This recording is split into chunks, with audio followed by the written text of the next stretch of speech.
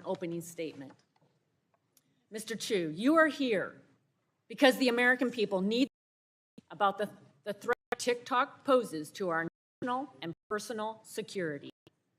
TikTok collects nearly every data point imaginable, from what they type and copy to biometric data and more. If they've never been on TikTok, your tracker is embedded in sites across the web. Surveillance. The Chinese Communist Party used tools to manipulate America as a whole. We do not trust TikTok will ever embrace American values, values for freedom and innovation. TikTok has repeatedly path for more surveillance and more manipulation. The platform should be banned. I expect today you'll say anything or 100% response to TikTok. You certainly endorse a national data privacy standard. Project Tech is more than a marketing scheme. That TikTok doesn't harm innocent children, or that the Chinese Communist Party is just. We aren't. In fact, we celebrate 50 American users on TikTok. It emphasizes the urgency for Congress to act. That is 150 million Americans that CCP can collect sensitive information on and control what we ultimately see, hear, and believe. TikTok has repeatedly been caught in the lie that it does not answer to the CCP through ByteDance. Today, the CCP's laws require Chinese companies like ByteDance to spy on their behalf. That means any Chinese company must grant the CCP access and manipulation capabilities as a design feature. Right now, ByteDance is under investigation by the DOJ for surveilling American journalists, digital and movements through TikTok. We also know that many of your employees still report directly to Beijing. Internal recordings reveal back China to user data across. Your employees said that everything is seen in China. A gateway to spy is not the only way TikTok and ByteDance can do the bidding of the CCP. TikTok has helped erase events and people China wants the world to forget. It's even censored an American teenager who exposed CCP's genocide and torture of Uyghur Muslims. The facts show that ByteDance is beholden to the CCP, and ByteDance and TikTok are the same. TikTok also targets you algorithm tool for TikTok to own their attention and prey on their innocence. Creating an account, your algorithm can promote suicide, self-harm, and eating disorders to children.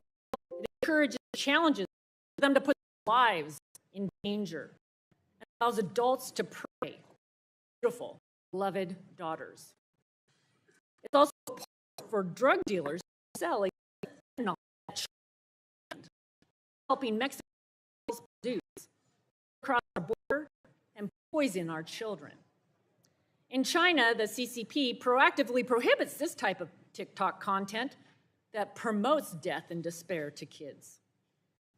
From the data it collects to the content it controls, TikTok is a grave threat of foreign influence in American life. It's been said it's like allowing the Soviet during the Cold War, but much more powerful and much more dangerous. Banning the platform address the immediate threats.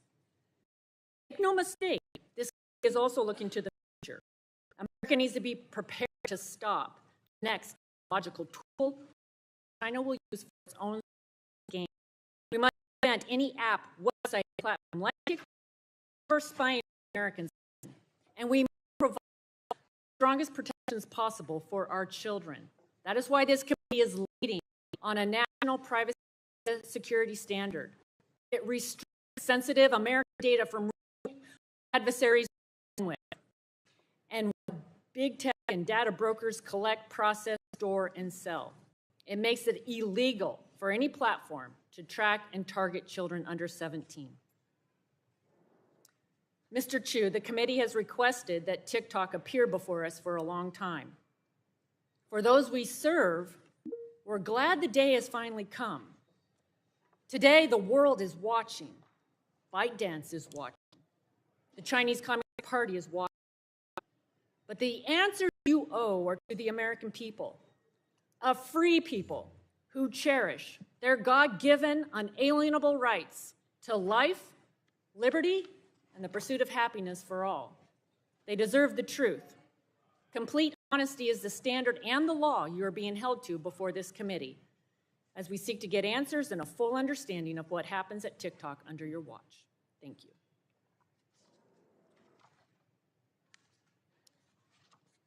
Chair now recognizes the ranking member, Mr. Pallone, for 5 minutes.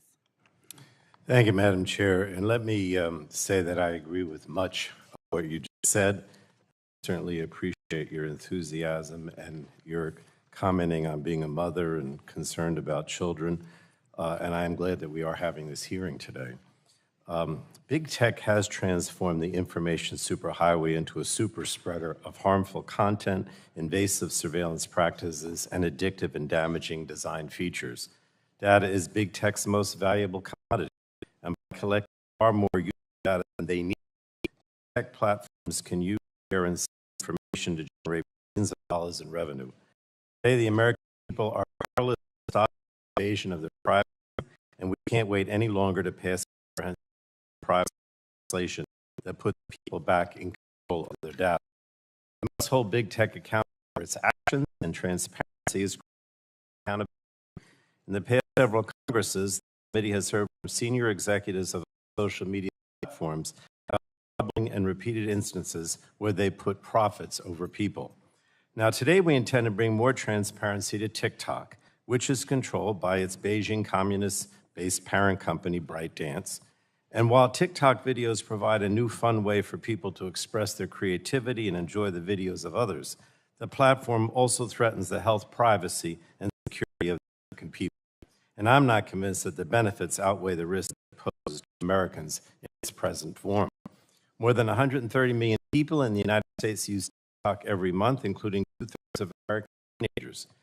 TikTok collects and compiles vast troves of valuable personal information to create an addictive algorithm that is able to predict with uncanny accuracy which videos will keep users scrolling, even if the content is harmful, inaccurate, or feeds destructive behavior or extremist beliefs.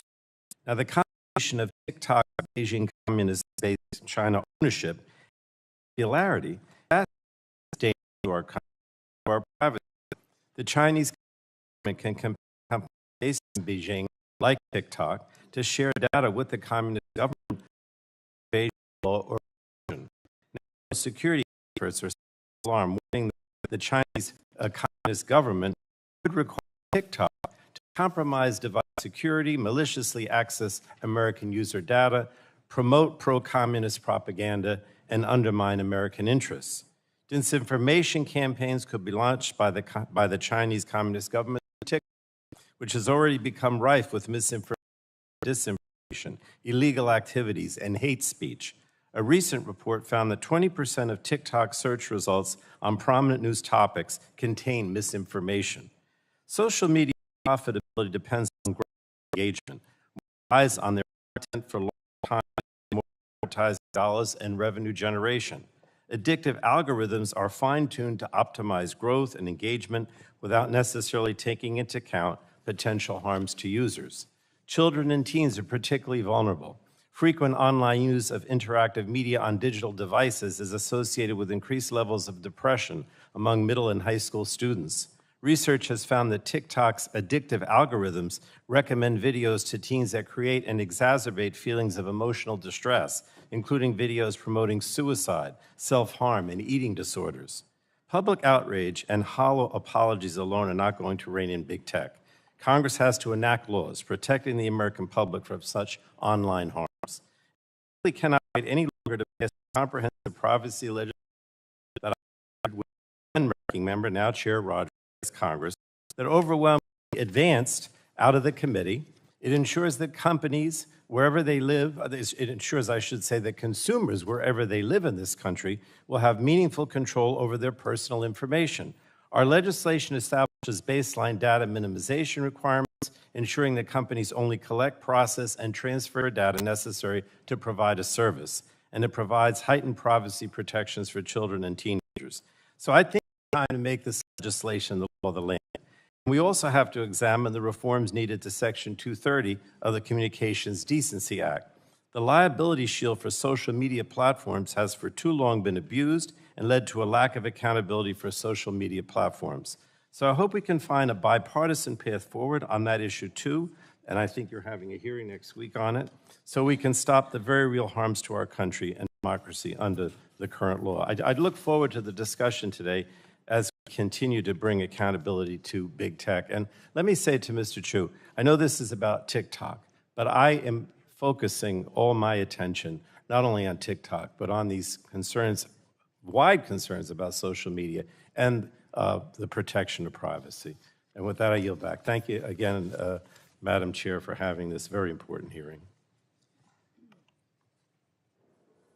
Our witness today is Mr. Shou Chu, Chief Executive Officer of TikTok. You're recognized for 5 minutes. Thank you. Chair Rogers, Ranking Member Pallone, members of the committee, thank you for your time. I am Shou Chu, and I'm from Singapore. That's where I was born, as were my parents. And after serving in Singapore's military, I moved to the UK to attend college, and then here to the US to attend business school. I actually met my wife here. By the way, she was just born a few miles away from here in Virginia. 2 years ago, I became the CEO of TikTok. Today, we have more than 1 billion monthly active users around the world, including over 150 million in the United States. Our app is a place where people can be creative and curious, and where close to 5 million American businesses, mostly small businesses, go to find new customers and to fuel their growth. Now, as TikTok has grown, we've tried to learn the lessons of companies that have come before us, especially when it comes to the safety of teenagers. While the vast majority of people on TikTok are over 18, one of our fastest growing demographics are people over 35. We spent a lot of time adopting measures to protect teenagers. Many of those measures are firsts for the social media industry. We forbid direct messaging for people under 16, and we have a 60-minute watch time by default for those under 18. We have a suite of family pairing tools so that parents can participate in their teens' experience and make the choices that are right for their family. We want TikTok to be a place where teenagers can come to learn, which is why we recently launched a feed that exclusively features educational videos. STEM videos already have over 106 billion views on TikTok. And I think TikTok is inspiring a new generation to discover a passion in math. Now, I would also like to talk about national security concerns that you have raised, that we take very, very seriously. Let me start by addressing a few misconceptions about ByteDance, of which we are a subsidiary. ByteDance is not owned or controlled by the Chinese government. It's a private company. 60% of the company is owned by global institutional investors. 20% is owned by the founder, and 20% is owned by employees around the world. ByteDance has 5 board members, 3 of them are American. Now, itself is not available in mainland China. Headquartered in Los Angeles and Singapore, and with 7,000 employees in the US. Still, we've heard important concerns about the potential for unwanted foreign access to US data and potential manipulation of TikTok US. Our has been to dismiss or trivialize any of these concerns. We have addressed them with real action. Now, that's what we've been doing for the last 2 years, building what amounts to a firewall that seals off protected US user data from unauthorized foreign access.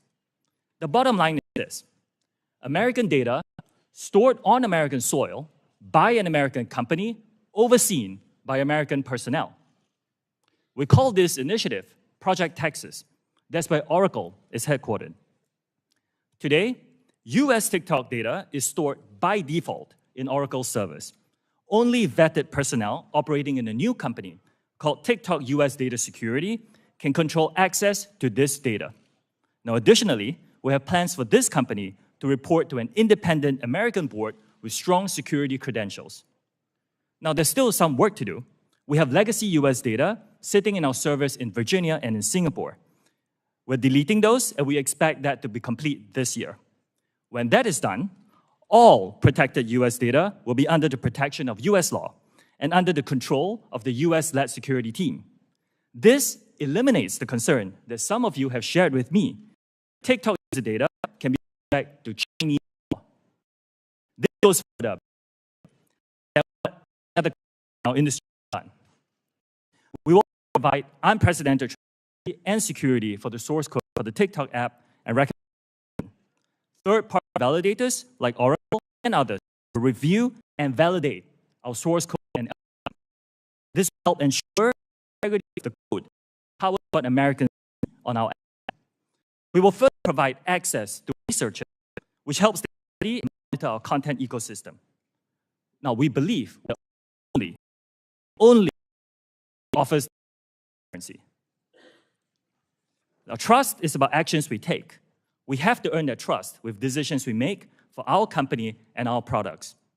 The potential security, privacy, content manipulation concerns raised about TikTok are really not unique to us. The same issues apply to other companies. We believe what's needed are clear, transparent rules that apply broadly to all tech companies. Ownership is not at the core of addressing these concerns.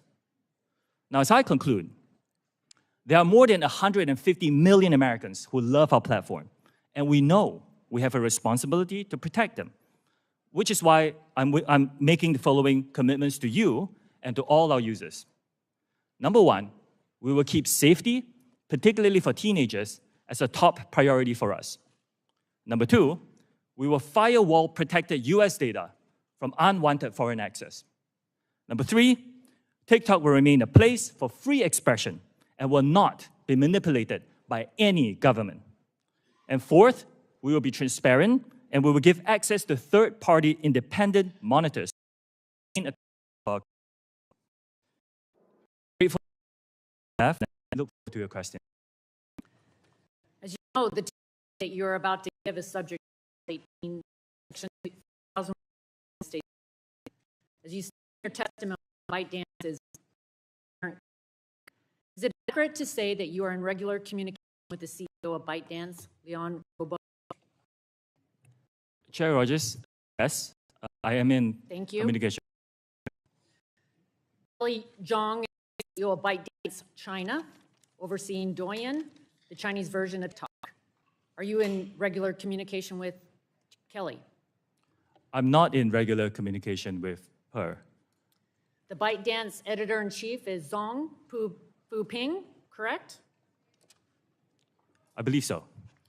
And Wu Shugang is Beijing ByteDance technology board member and also an official of the Cyberspace Administration in China. Is this correct? I believe not in. These individuals were affiliated with the Communist Party, the highest level of leadership, a company where you previously served as the chief financial officer and where you regularly communicate with their CEO.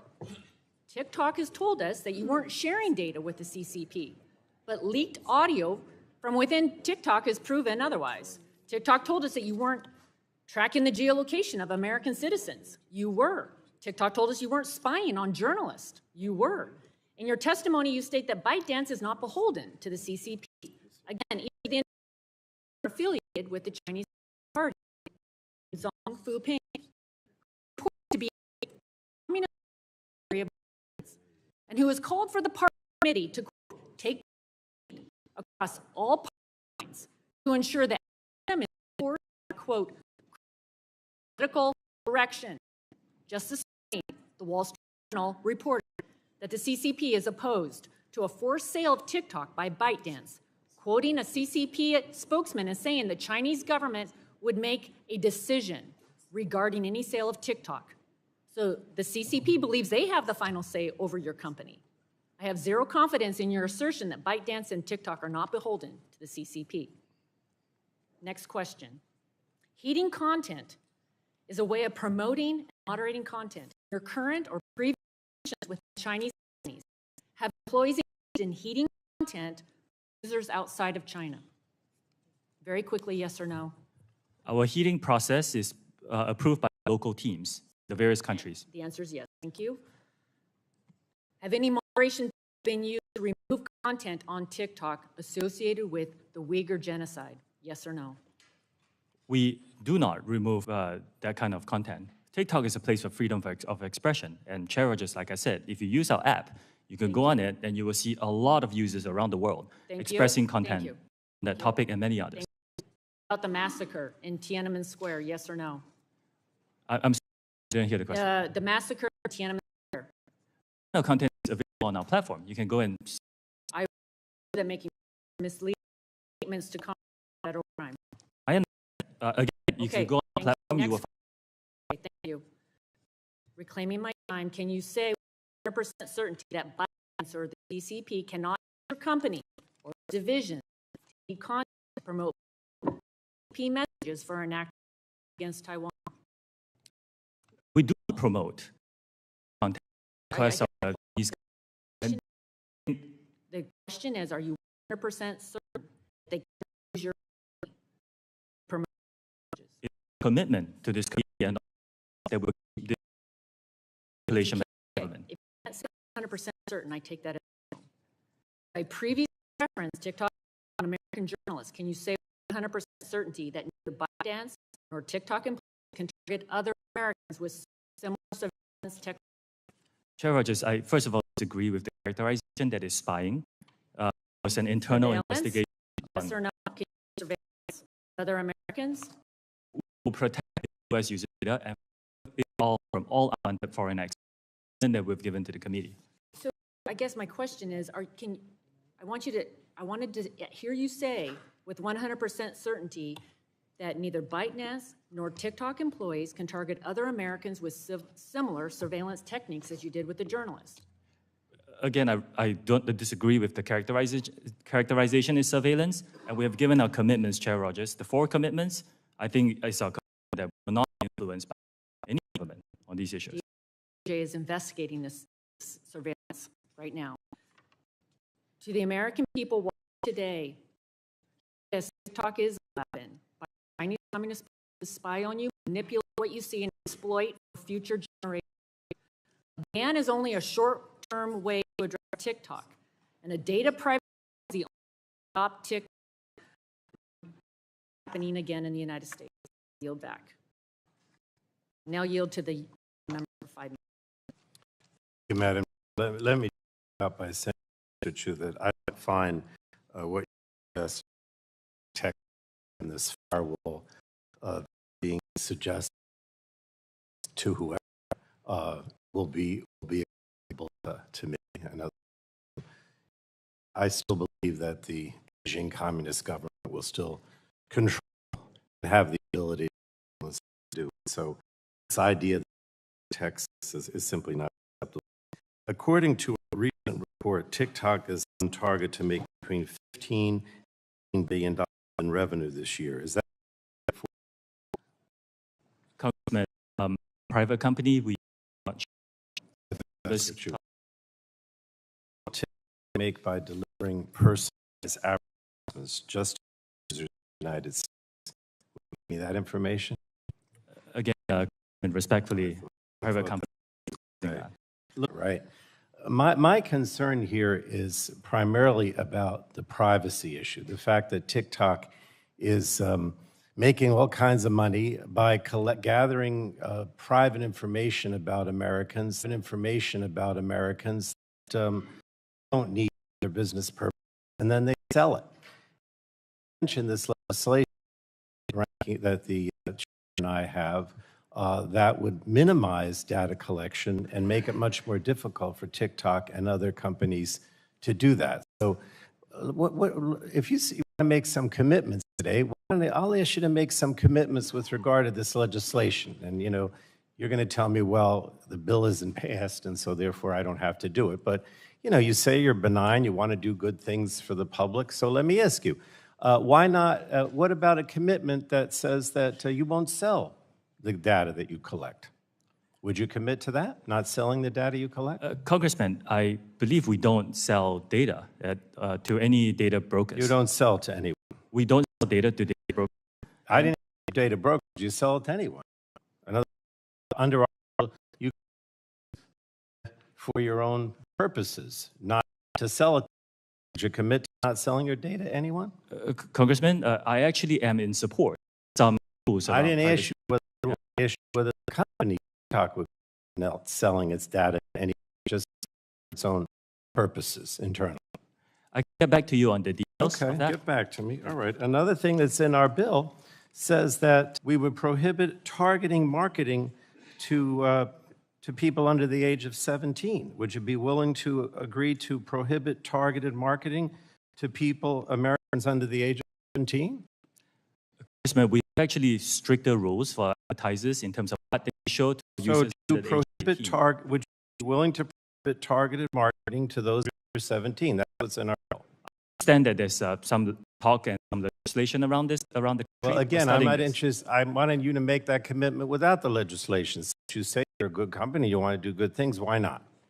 It's something we can look into and get back to you. Okay, I appreciate that.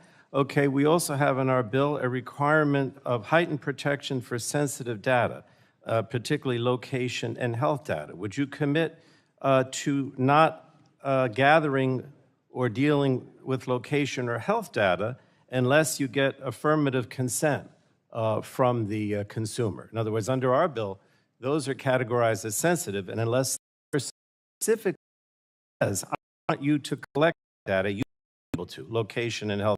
Would you commit to that? Congressman, in principle, I support that. By the way, we do collect GP data at this point. I believe we collect data. Yeah. You'd be willing to make that commitment from now on, don't collect location and health data without, you're saying at all. Is that Congressman, a commitment? this is data that's frequently collected by many other companies in our industry. I know other companies do it. I don't think they should without affirmative consent. You said you want to be a good actor. So why not make that commitment to me today? We're committed to be very transparent with our users about what we collect.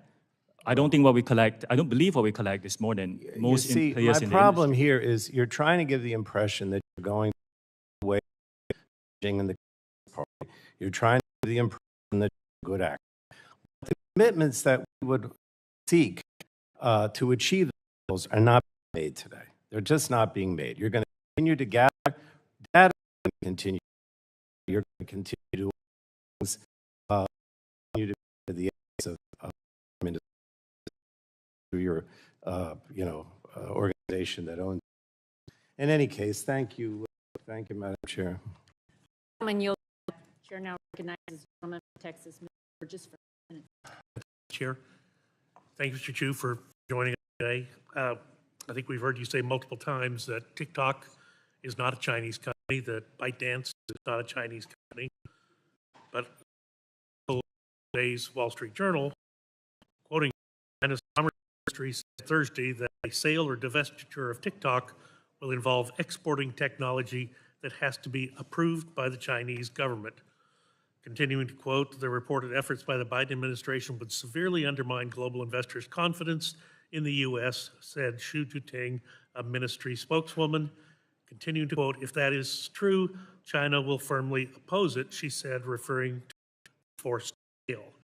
So despite assertions to the contrary, China certainly thinks it is in control of TikTok and its software. Is that correct? Congressman, TikTok is not available in mainland China. Today, we're headquartered in Los Angeles and Singapore, saying that the dance are not Chinese, nor am I saying that we don't use of Chinese employees. Just like any other in the world, use their on during projects. Folks, it would be exporting technology from China. So China thinks put Wall Street Journal That objection ordered. into the record. Do you discuss any privilege or any client materials. But did anyone hide from you in preparation for the hearing with my team here in DC. it at ByteDance input or instruction for testimony today? Congressman, this is a high hearing, my full of just there's but I'm hearing my team here in DC. Are you chair who helped prepare this hearing with the committee? And you can do I that in can writing. follow up with you if you like. Can you guarantee that no one at ByteDance had a role in you for hearing? Like I said, Congressman, this is a high profile here. A lot of people around the world telling me we can solicit this, but I prepared for this hearing in DC. Are the attorneys representing also ByteDance? Yes, I believe so. What TikTok revenue does ByteDance retain? Give me a ballpark estimate if you don't know. Congressman, like as a we are our financials in public today. But can we ask you to get back to us with not asking for, but to get, so the committee can have some understanding of the percentage of TikTok revenue by I respect as we are not using our financials today. Prior to today's hearing, did anyone affiliated with the Chinese Communist Party discuss this hearing with you or anyone else on TikTok senior management? Congressman, since I've been CEO of this company, I have not had any discussions with Chinese government officials.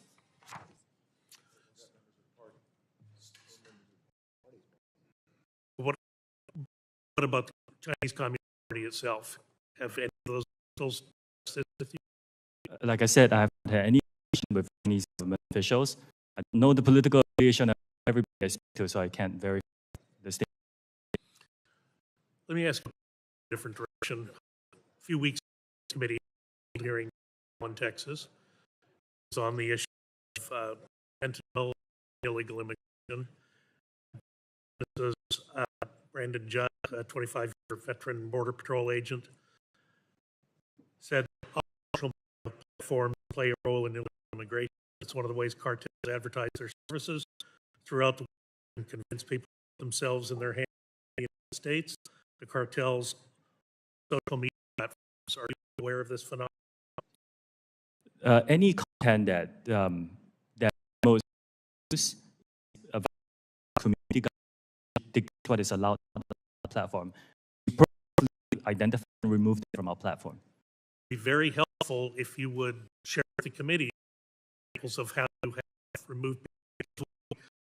The hearing was that talk of the platforms that use adolescents in the United States to help with transporting people who are in the who've been trafficked into the country, as well as contraband substances. Help us with that understanding removed from your platform. Congressman, I'll be delighted to check with my team and get back to yours and be collaborative. Thank you. I'll yield back. Gentleman's time has expired. Chair recognizes the lady from California, Ms. Eshoo, for 5 minutes. Thank you, Madam Chairwoman. Mr. Chu, thank you for being here today. As members of Congress, our very first and top responsibility is to protect and defend. Protect and defend our Constitution and the national security of our country. So I view this entire issue. Now, there are many parts of it that are not part of our national security, in my view, but first and foremost for our national security. So in examining TikTok breaking away from ByteDance, I'd like to ask you some questions about that and how a severance in terms of the relationship with ByteDance, how user data, American user data, would be protected. Now, under Beijing's security laws, Article 7 compels companies to provide data. Article 10 makes the reach of the law extraterritorial. Now, this is very clear. I don't need to read all of it into the record. Those are the laws of the PRC.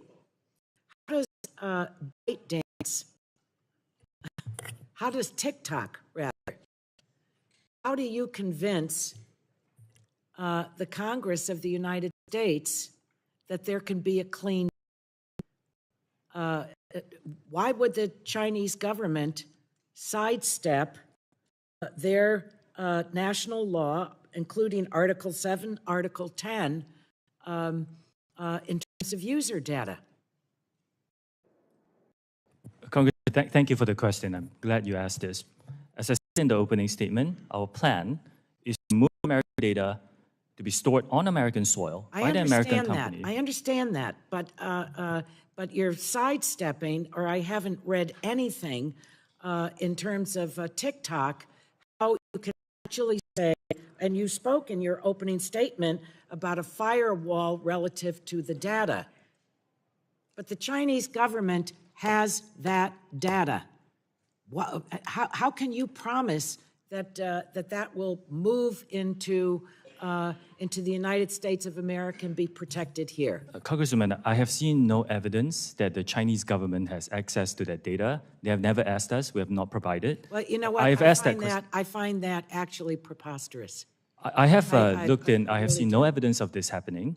And in order to assure everybody here and all our users, our commitment is to move the data into the United States to be stored on American soil by an American company, overseen by American personnel. So the risk will be similar to any government going to an American company asking for data. If that. Well, I'm one that doesn't believe that there is really a private sector in China. And when you look at their national law and what specifically these two articles, Article 7 and Article 10, are very clear. So I think that there is a real problem relative to our national security about the protection of the user data. I don't believe that TikTok has, that you have said or done anything to convince us that information, the personal information of 150 million Americans, that the Chinese government is not going to give that up. So, can you tell me who writes the algorithms for TikTok?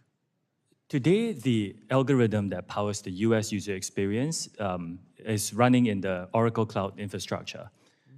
Yes, you know, initially there were parts of the source code, especially at the infrastructure layer, that doesn't touch the user experience. Now, that's a collaborative global effort, including built by engineers in China, just like many other companies, by the way. The phone you use, the car you drive is a global collaborative effort. Now, but today, the business sites and the main parts of the code for TikTok are written by TikTok employees. Congresswoman, we are offering is third-party monitoring of our source code. I am not aware of any company, American companies or otherwise, that has actually done that. Because we are saying we want to give you transparency and rely on third parties to make sure that we get all the comfort that we need. Well, my time is up, and I yield back. Thank you. Lady yields back. Pleased to yield to the gentleman from Ohio, Mr. Ladd, for 5 minutes. Thank you, Madam Chair. Unlike the Chinese Communist Party, the United States believes in individual freedom, innovation, and entrepreneurship. That is in part why Congress enacted Section 230 of the Communications Decency Act. Our goal is to promote growth of the online ecosystem in the United States and to protect companies from being held liable for good faith efforts to moderate their platforms. Last year, a federal judge in Pennsylvania found that Section 230 protected TikTok from being held responsible for the death of a 10-year-old girl who participated in a blackout challenge, also known as the choking challenge. TikTok actively pushes video on her feed. Unfortunately, this is one of the many devastating examples of children losing their lives because of content promoted by TikTok. Section 230 was never intended to shield companies like yours from amplifying dangerous and life-threatening content to children. Do you consider this to be a good faith moderation? Congressman, as a father myself, when I hear about the tragic deaths of My young question people, is, it's do you heartbreaking. find that good faith moderation? Well, Congressman, Section 230 is a very Okay, complex issue. yes or no? We are very focused on safety, and all these dangerous I'm gonna have to challenges assume are that as a removed when no. we find them. Do you believe TikTok deserves this liability protection?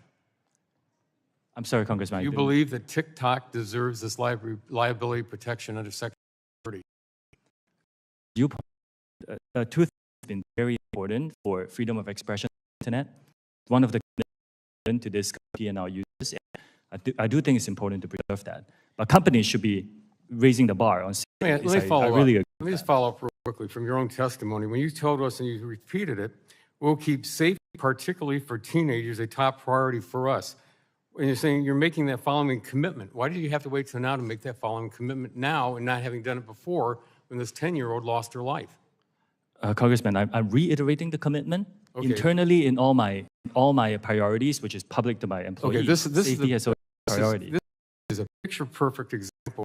This committee and Congress needs to take action immediately to amend Section 230. When we recently met, I asked you if the Chinese Communist Party can currently access user data, and you did not have a clear answer. So today I want to follow up. You heard it a little bit, but I want to be absolutely sure of this answer. Are employees of ByteDance subject to Chinese law, including the 2017 National Intelligence Law, which requires any organization or citizen to support, assist, and cooperate with state intelligence work in accordance with the law? Like many companies, including many American companies, we rely on the global workforce, including engineers in China. Okay, but no, yes or no? So in the past, yes.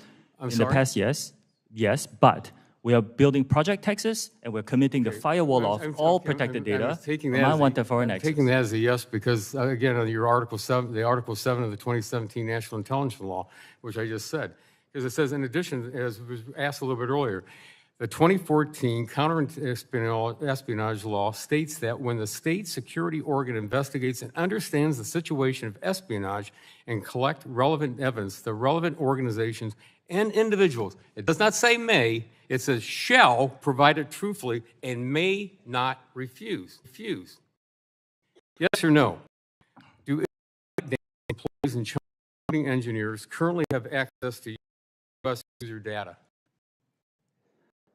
Today, all U.S. user data is stored by default in the Oracle structure and Do any American ByteDance personnel. employees, in China, including engineers, have access to U.S. data? And I would appreciate this. This is a complex topic. Today, all data Yes, stored by no, do they have access to data? after Project Texas is done, the answer is no. Today, there is still so some you're data saying that we need yes, to delete. but we've heard from already Virginia from the and ranking member that he doesn't, and that he doesn't really see that Project Texas is going to be useful. So I think I'm taking that as a no because, again, the question is what came to come up earlier, that on December the 22nd of last year, when ByteDance confirmed some of its Chinese employees had accessed TikTok data to monitor and track the formation of journalists. So I took that as earlier this week. TikTok videos asking American users to mobilize in support of your app and oppose the potential U.S. government action to ban TikTok in the United States. Based on the established relationship between your company and the Chinese Communist Party, it's impossible for me to conclude that the video is anything different than the type of propaganda that the CCP requires Chinese companies to push on its citizens. Now I yield back. Yields back. Chair recognizes the lady from Colorado, Ms. DeGette, for 5 minutes. Thank you, Matt. Thank you very much, Madam Chair. Mr. Chu, like my colleagues, I'm concerned about the influence of China on TikTok and what that does for U.S. users. But I'm also concerned about how the content in TikTok is being distributed, particularly to young people. This is not a problem unique to TikTok, but TikTok has 150 million users in the United States. And so I think you'll agree that TikTok has a particular responsibility to monitor content to make sure that it's safe and accurate. Would that be fair to say? Yes, I agree with that. So, you know, I know you said in your opening statement there's a ban or limited for kids under 13 and under 18 and so on. But I know it won't be news for you that computer savvy kids actually can bypass some of those restrictions quite frequently, and they can do it even if they have parental oversight. And so what I want to ask you is rather than putting the burden on young people and parents to accurately put in the birth date and so on when registering for TikTok, I want to ask you what TikTok can do to make sure to monitor this content. And I want to give you some examples of some of the extreme content. Mr. Latta talked about the blackout challenge and some of the dangers to young people's safety, but there's also extreme content around healthcare information. In one study, 13 out of 20 results for the question, does mugwort induce abortion? It talked about herbal so-called abortifacients like papaya seeds, which don't work.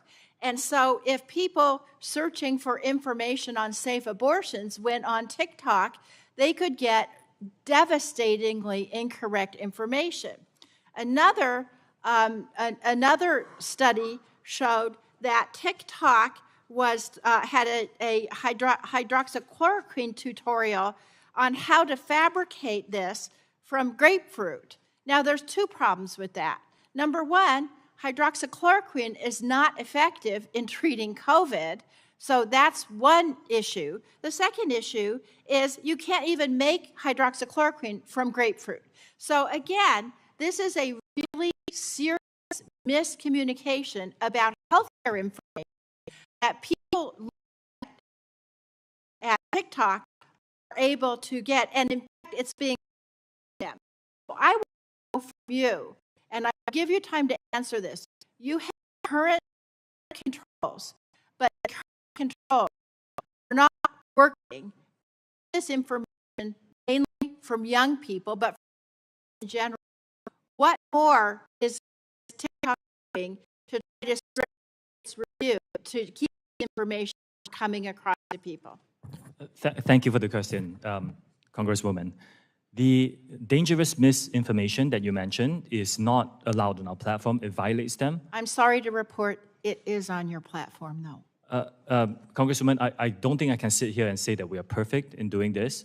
We do work very hard. So how can you make yourself more perfect? I don't want you to say it's not there or you apologize.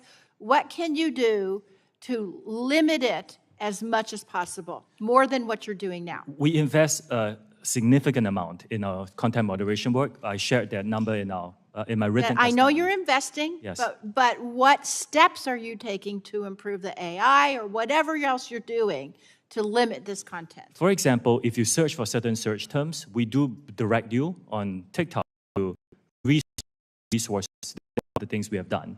We will continue to invest in this, recognize and fully align that this is a problem that faces our industry, that we need to really invest in this time.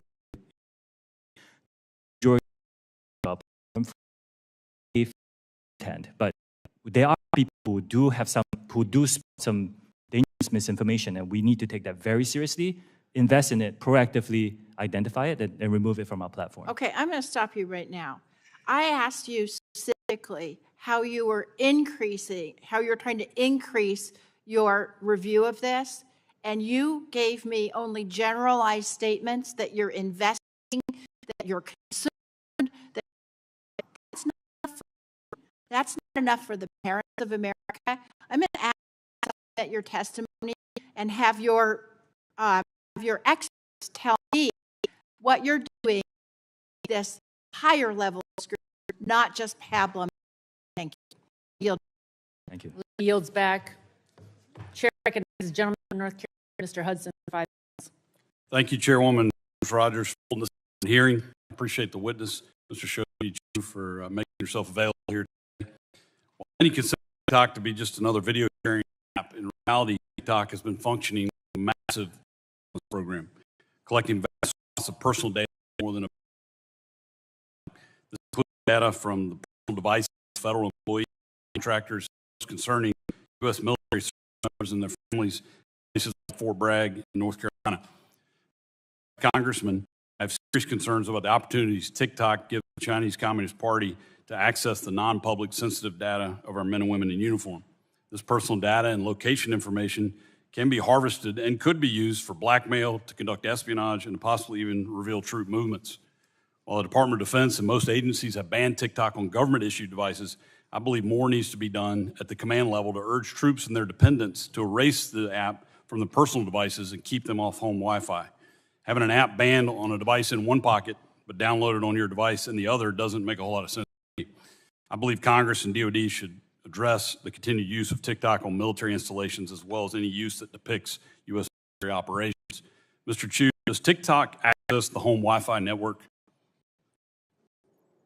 Only if the user turns on the Wi-Fi. I'm sorry, I may not understand the. So if I have question. TikTok app on my phone and my phone is on my home Wi-Fi network, does TikTok access that network? It will have to access the network to get connections to the internet, if that's the question. Is it possible then that it could access other devices on that home Wi-Fi network?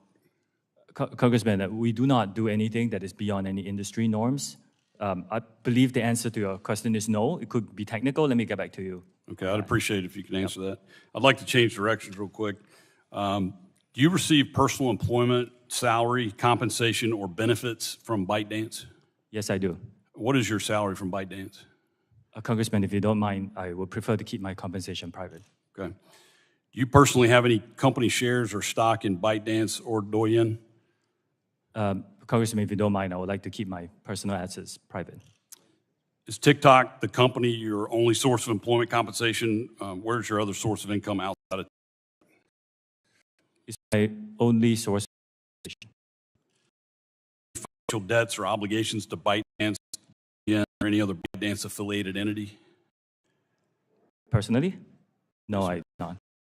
Does your management team receive salary compensation from ByteDance? We receive salaries from the entities that we are employed in, but we do share in the employee stock option plan that is available from the ByteDance top company. So your primary salary comes from TikTok, but you have other compensation that comes directly from ByteDance? You can characterize it as that, yes. Does your management team have company shares or stock in ByteDance or Douyin? Yes, some of our employees are compensated in shares in ByteDance. Does TikTok share technological resources with Douyin? Are the two technology systems or IT systems connected? As with many companies, some share resources and some services, but it doesn't include anything that involves U.S. user data, Congressman, is in Project Texas, as we talked about, stored by default in America by an American company. But currently, there is shared technology or interconnected IT systems. Congressman, with respect, I have to get back to you. This could be a very broad question. Like, for example, we could all be using Microsoft Windows. Yeah, if you could get back with details on that, I'd appreciate Yes. it. Can Douyin personnel or employees access TikTok user data? Not after Project Texas, this is not allowed. Are there employees who are employed by both Douyin and TikTok? I do not believe so. Okay. I don't believe so. Is that again, I'll allow you to come back in the written response if you could give me a definitive answer. I will go back and check to be very sure. Okay, thank you. I'm also concerned about an issue that our chairwoman brought up about an apparent pattern of misinformation or misrepresentation from your company in regards to the amount and extent of data that you're collecting, as well as how much has been accessed from inside China. There are dozens of public reports that conclude individuals in the People's Republic of China have been accessing data on U.S. users, directly contradicting several public statements by TikTok employees. And I'm referencing Project Raven, which was first reported on by Forbes last October. Their investigation revealed, I'm sorry, I'm about out of time. Do you want to respond to that? Yes, Congressman. We do not condone the effort by certain former employees to access U.S. TikTok user data in an attempt to identify the source of leaked confidential information. We condemn these actions.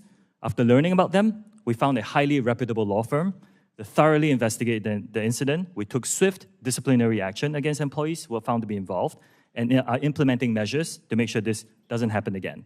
We have made this team available to you. I think they have briefed many of you in this committee very extensively, and I will continue to make them very available to you as part of our transparent commitment. Thank you. My time's expired. I yield back. Gentleman yields back. Chair recognizes the lady from Illinois, Ms. Shirkowski, for 5 minutes. Thank you. So today, in the Wall Street Journal, they said today,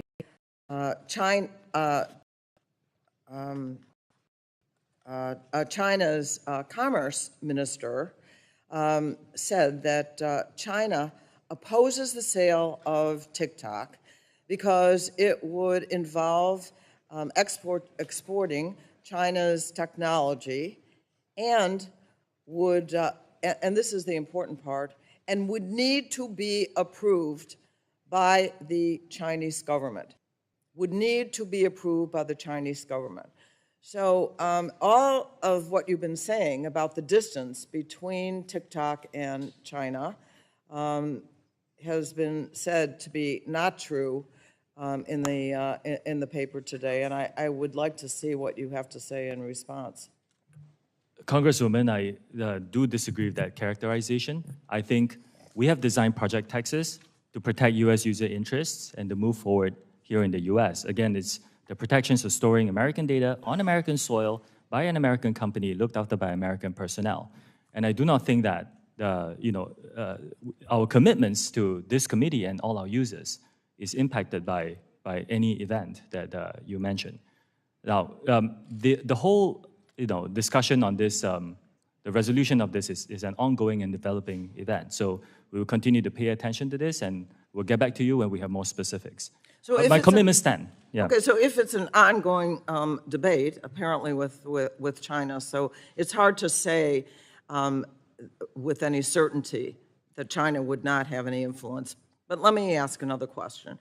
Last fall, along with Gus Bilirakis, who were chair and co-chair of the subcommittee together, were told that TikTok had surveilled, was involved in surveillance of users, very personal information. And you might say, well, not more than other companies, and I agree with Ranking Member Pallone that I really don't want to go by that standard particularly, but that TikTok's in-app browser surveilled everything from Americans, including passwords and credit card numbers, et cetera. So I just want to ask you if TikTok did track and collect this sensitive data that Americans don't want to have disclosed. Congressman, thank you. I'm glad you asked this question because, like you pointed out, we actually do not believe we collect more data than any other social media company out there.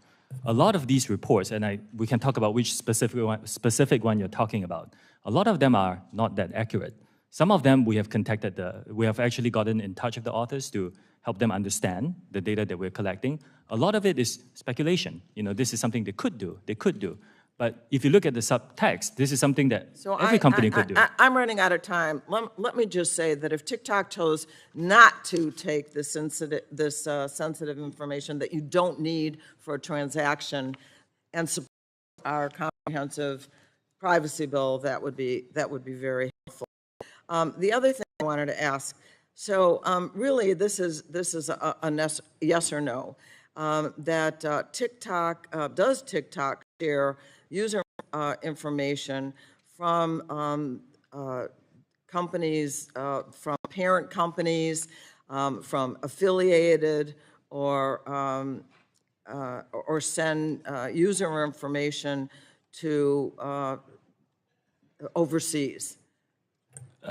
In the past, for interoperability purposes, now after Project Texas, all protected US data will be stored here with the access controlled by a special team of US personnel.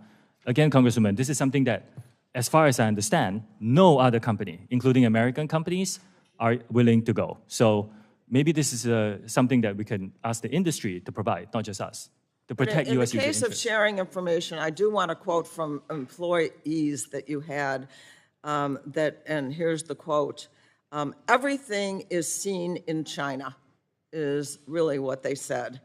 People who were in touch with the sensitive data were saying that. How do you respond to that? I disagree with that statement. Well, I know you disagree with that statement, but my point is, how does that happen that employees of the company are saying that, in fact, that's not true? I cannot speak to, I don't know who this person is, so I cannot speak to what the person has or has not said. What I can say is, based on my position in this company and the responsibility that I have, that statement is just not true. Okay, unfortunately, and I'll close, I guess I'm over my time, we need to look into the facts of this, and so do you. And I yield back. Gentlelady yields back. Chair recognizes the lady from Florida, Ms. Kamek, for 5 minutes. Thank you, Madam Chairwoman. Mr. Shou, are you aware of Chinese Communist Party leader Chairman Xi Jinping's comments in May 2021 during a Communist Politburo study session where he instructed colleagues to target different countries, different audiences with short-form video? Are you aware of these comments? Yes or no? Congressman, I'm not aware of these comments. Okay. Well, and as was pointed out by Chairwoman Rogers, you have regular contact with Chinese Communist Party Secretary, Mr. Deng Fuping, who is your boss at ByteDance, correct? No. No. No, he's Interesting. neither my boss, nor do we have frequent contact. But you have regular contact with ByteDance, With the CEO of ByteDance. who is, Mr. Deng Fuping is the He's not. editor-in-chief. He's not the My CEO. colleague, Representative Burgess, a few minutes ago exposed that TikTok and ByteDance share legal teams. You confirmed this, correct?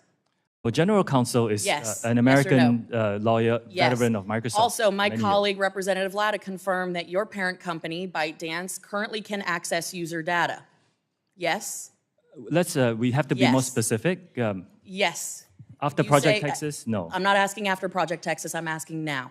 Yes. Some user data is public data, Congresswoman, which So means you everybody confirm that. can search What's for it on the interesting to internet. me is that you have used the word transparency over a half a dozen times in your testimony and subsequently again in your answers to my colleagues. Yet the interesting thing to me is that ByteDance, your parent company, has gone out of their way to hide and airbrush corporate structure, ties to the CCP, the company's founder, and their activities. You can look no further than the fact that ByteDance's website has been scrubbed. In fact, we found web pages from the Beijing Internet Association, the industry association charged with Communist Party building work of internet companies in Beijing.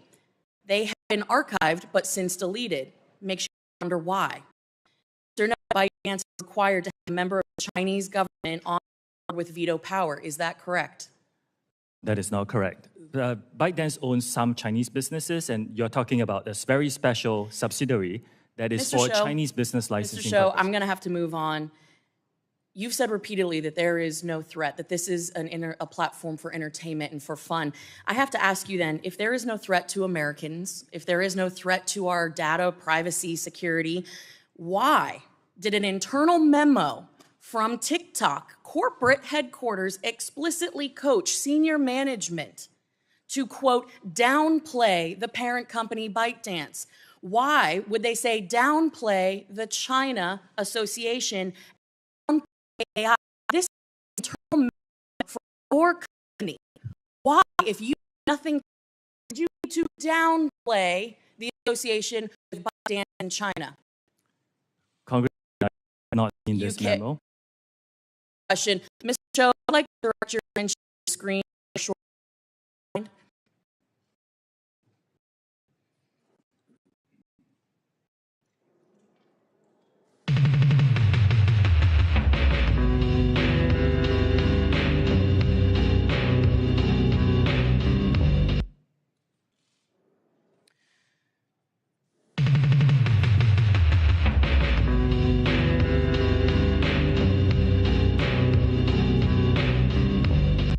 Mr. Show, that video was posted 41 days ago. As you can see, it is captioned me as F at the House Energy and Commerce Committee on March 23rd of this year. This video was posted before this hearing was publicly noticed.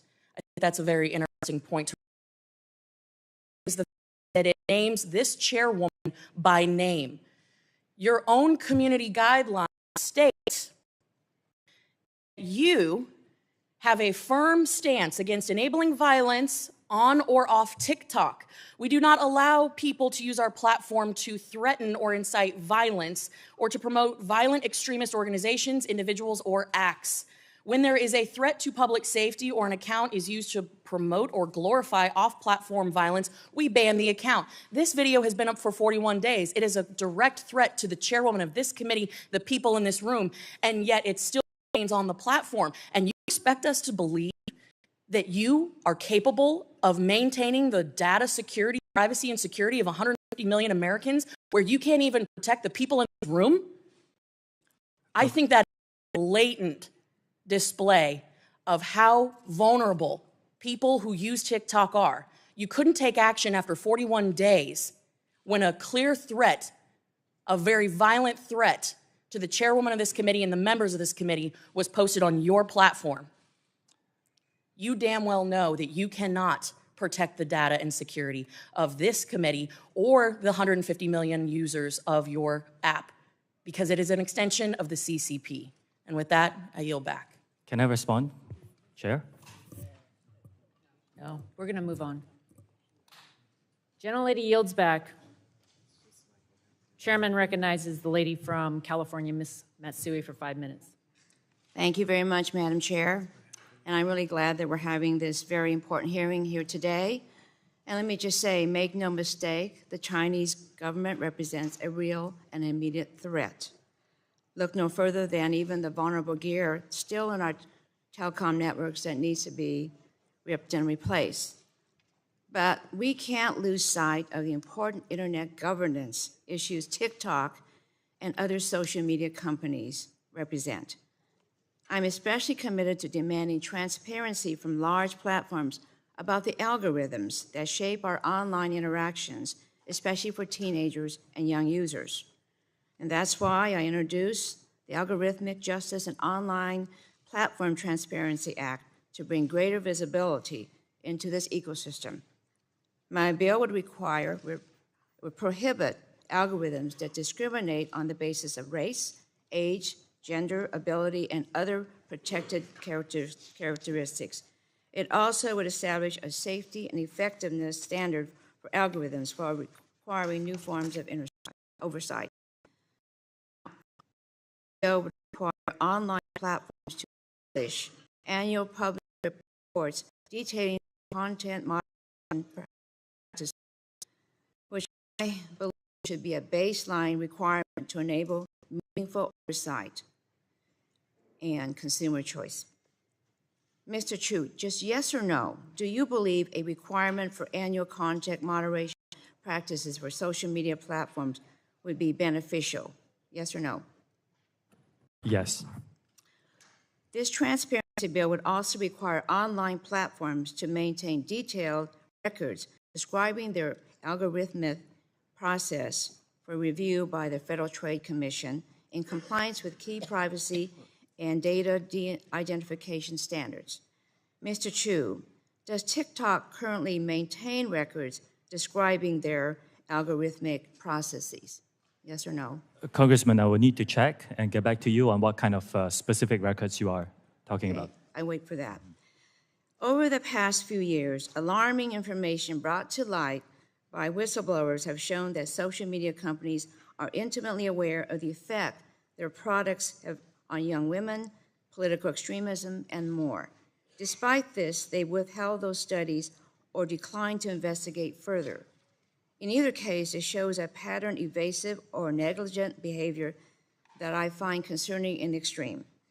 Mr. Chu, does TikTok conduct its own studies on the effect of its algorithms and content distribution models on mental health or safety? And if so, how and when are those findings made public? And if not, do you believe they are necessary? Congresswoman, we rely on external third parties and fund their research to help us understand some of these issues.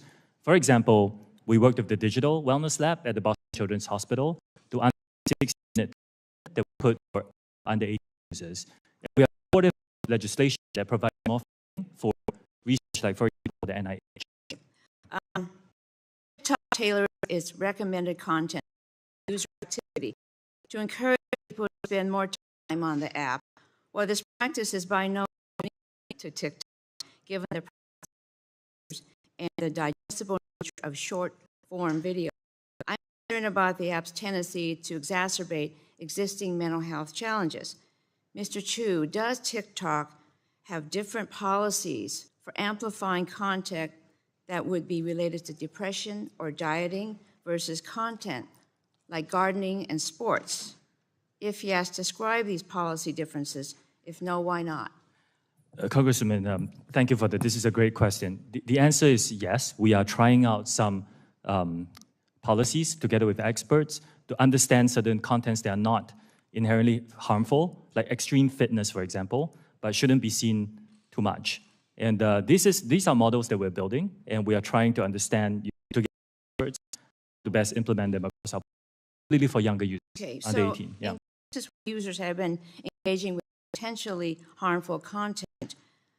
I believe it's imperative that the app takes steps to moderate that behavior rather than continuing to promote it. I mean, in a sense, I apologize. About that. I wasn't clear. First, anything that is violative and harmful we remove. What I meant to say were content that is not inherently harmful. Like some of the extreme fitness videos about people running 100 miles. It's not inherently harmful, but if we show them too much, the experts are telling us that we should disperse them more and make sure that they're not seen too regularly, So especially by younger you're very users. intentional about that then? It's something that We are working on it, moderate. yes. Yeah. You're working on it? Yes. Okay. I yield back. Gentle lady yields back. Chair recognizes the gentleman from Florida, Mr. Bill Rockus, for 5 minutes. Thank you, Madam Chair. I appreciate it very much. Thanks for holding this hearing. Mr. Chu's algorithms have prioritized providing harmful content directly to children, like self-harm challenges and even suicide. Just 3 days ago, we opened an investigation into the TikTok over user safety concerns after the so-called French scar challenge went viral on your platform. I know you know about the blackout challenge, which others may know as the choking challenge that encourages children to bring them to the point of unconsciousness or in some cases, tragically, death. If that isn't enough, I want to share the story of Chase Nassa, a 16-year-old boy from New York who tragically ended his life a year ago by stepping in front of a train. I want to thank his parents. Again, they are here. I want to thank his parents for being here today and allowing us to show this.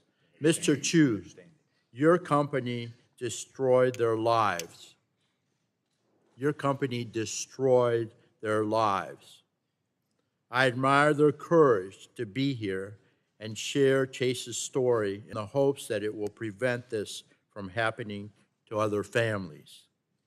The content in Chase's For You page was not a window to discovery, as you boldly claimed in your testimony. It wasn't content from a creator that you invited to roam the hill today, or STEM education content that children in China see. Instead, his For You page was sadly a window to discover suicide. It is unacceptable, sir, that even after knowing all these dangers, you still claim TikTok is something grand to behold. I want you to see what Chase would do. And I think want again, you share this content children with your 2 children. Would you want them to see this? And again, I want to warn everyone watching that you may find this content disturbing, but we need to watch this, please. Player tip. You got to kill yourself. Oh, word? Like right now? And then I'm gonna put a shotgun in my mouth and blow the brains out of the back of my head. Cool.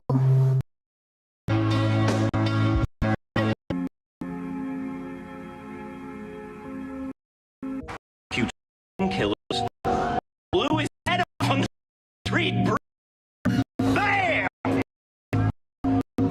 Hold on. It's better. No. I died. Would you miss me?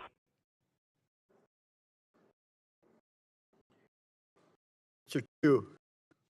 Chu, please. Your technology is literally leading to death. Mr. Yes or no?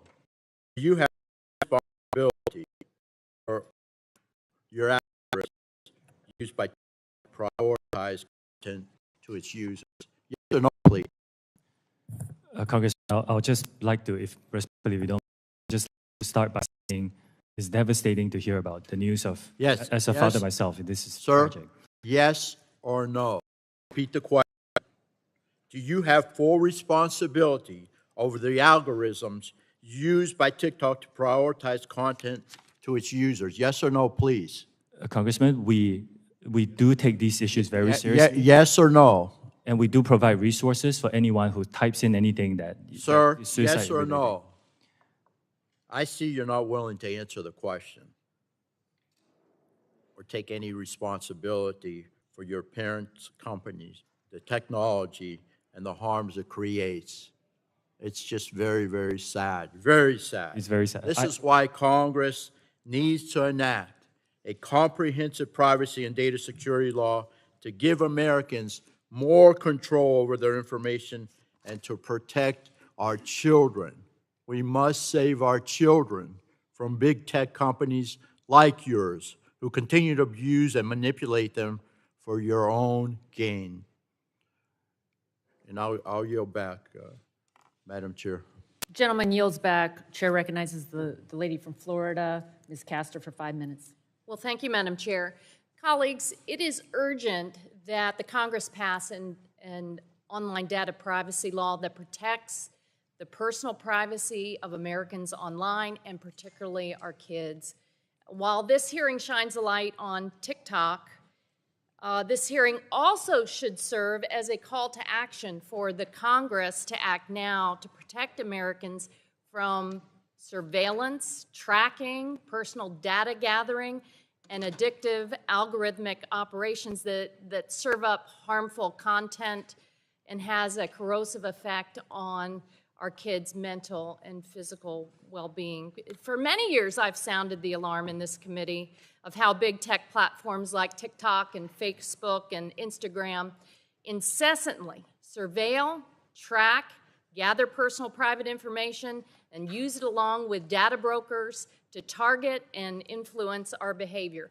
This is a much broader issue than TikTok in China. There are other malign actors across the world who gather data to use it as an element of social control and influence peddling and worse. And as I detailed in this committee last year when we passed our online privacy law, the harms to children are very serious and demand swift action. Big tech platforms profit immensely from keeping children addicted. They do not care about the privacy, safety, and health of our kids. They are the modern-day tobacco and cigarette companies that for so long resisted and misled Congress. And it took action by the Congress to actually protect our kids and to outlaw smoking by young people. In early 2020, based upon the growing body of evidence to harm to kids online, I introduced the Kids Privacy Act and the Kids Act. And I want to thank all of the researchers, the young people, the parents, the Surgeon General of the United States who have explained the correlation between social media usage and body dissatisfaction, disordered eating habits, anxiety, depression, ideation and cyberbullying.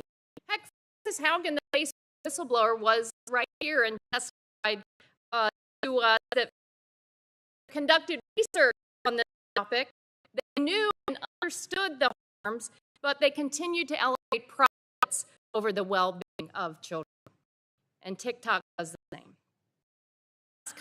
When we passed the ADPPA committee incorporated many of the important child online privacy safety provisions for my bill. We can make 118th Congress's version of this bill, of this new law, even more protective of, and I look forward with the chair and ranking member that happened.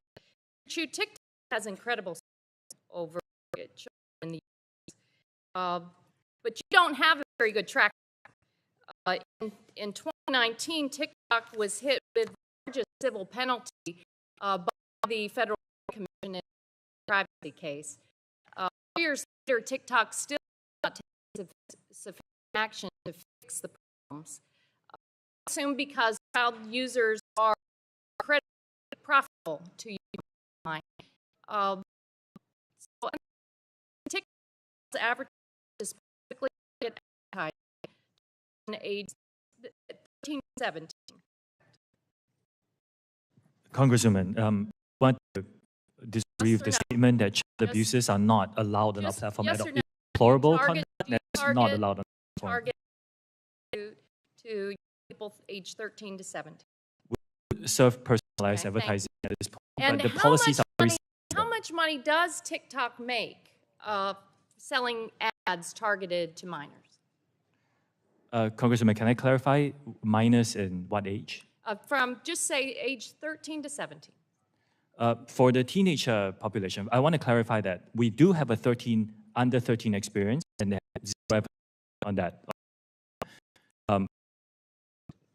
That's a whole other.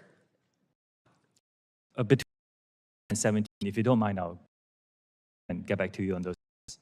TikTok could be designed to minimize the harm to kids, but a decision was made to aggressively addict kids in the name of profit. It's our responsibility, members, to act swiftly. This is for too long. We've denied too much. This can be thankfully taken responsibility and acted, but we have to respond swiftly and get this bill for the House and passed as soon as time. Gentleman yields back. Chair, this is the gentleman from Ohio, Mr. Johnson, for 5 minutes. Thank you, Madam Chair. I'm an information professional, been doing it for my life. You've been evasive in many of your answers. I'm going to talk to you in language that I understand. Okay? Let's talk about the something your team mentions in hearings, the way to exhaust yourself. In the limitations section, it reads, we cannot examine every source code in the apps in every circumstance, which means our methods could not find every security issue, privacy violation, and censorship event. So it's an incomplete assessment. The report notes that TikTok's data collection using third-party trackers was in apparent conflict with the GDPR and that multiple themes were censored by TikTok. What is shocking to me is the shared source code between TikTok in the United States and the CCP-censored Douyin.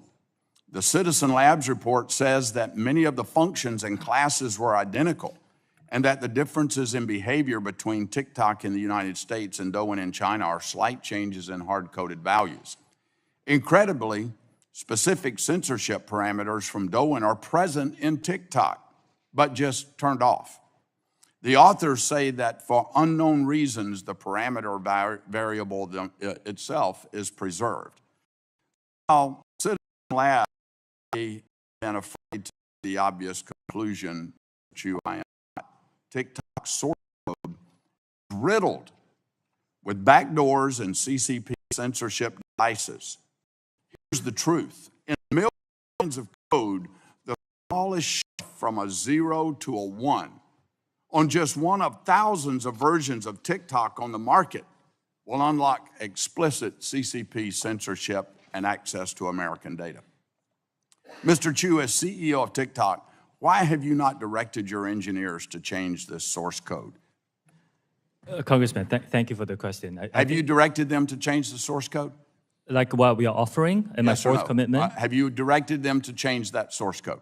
Congressman, if you give me a bit of time to just No, explain. I don't. It's a yes or no question. Have you directed your engineers to change that source code? I'm not sure I understand. Why are you allowing TikTok to continue to have the capacity for censorship, and yet you claim here that you don't? Let me remind doesn't. you of something. Do you realize that making false and misleading statements to Congress is a federal crime? Yes, I do. Okay. So have you directed your engineers to change that source code? I am giving third-party access monitoring by experts. And Congressman, What you are an expert on this.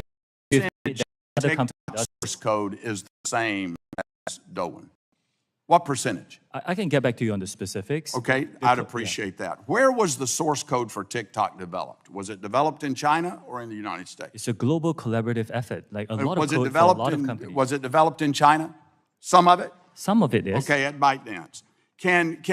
When it's compiled in the compilation process, can bytecode be manipulated? We've talked a lot about source code. What about the bytecode, the ones and zeros that actually execute on the device? Can it be manipulated?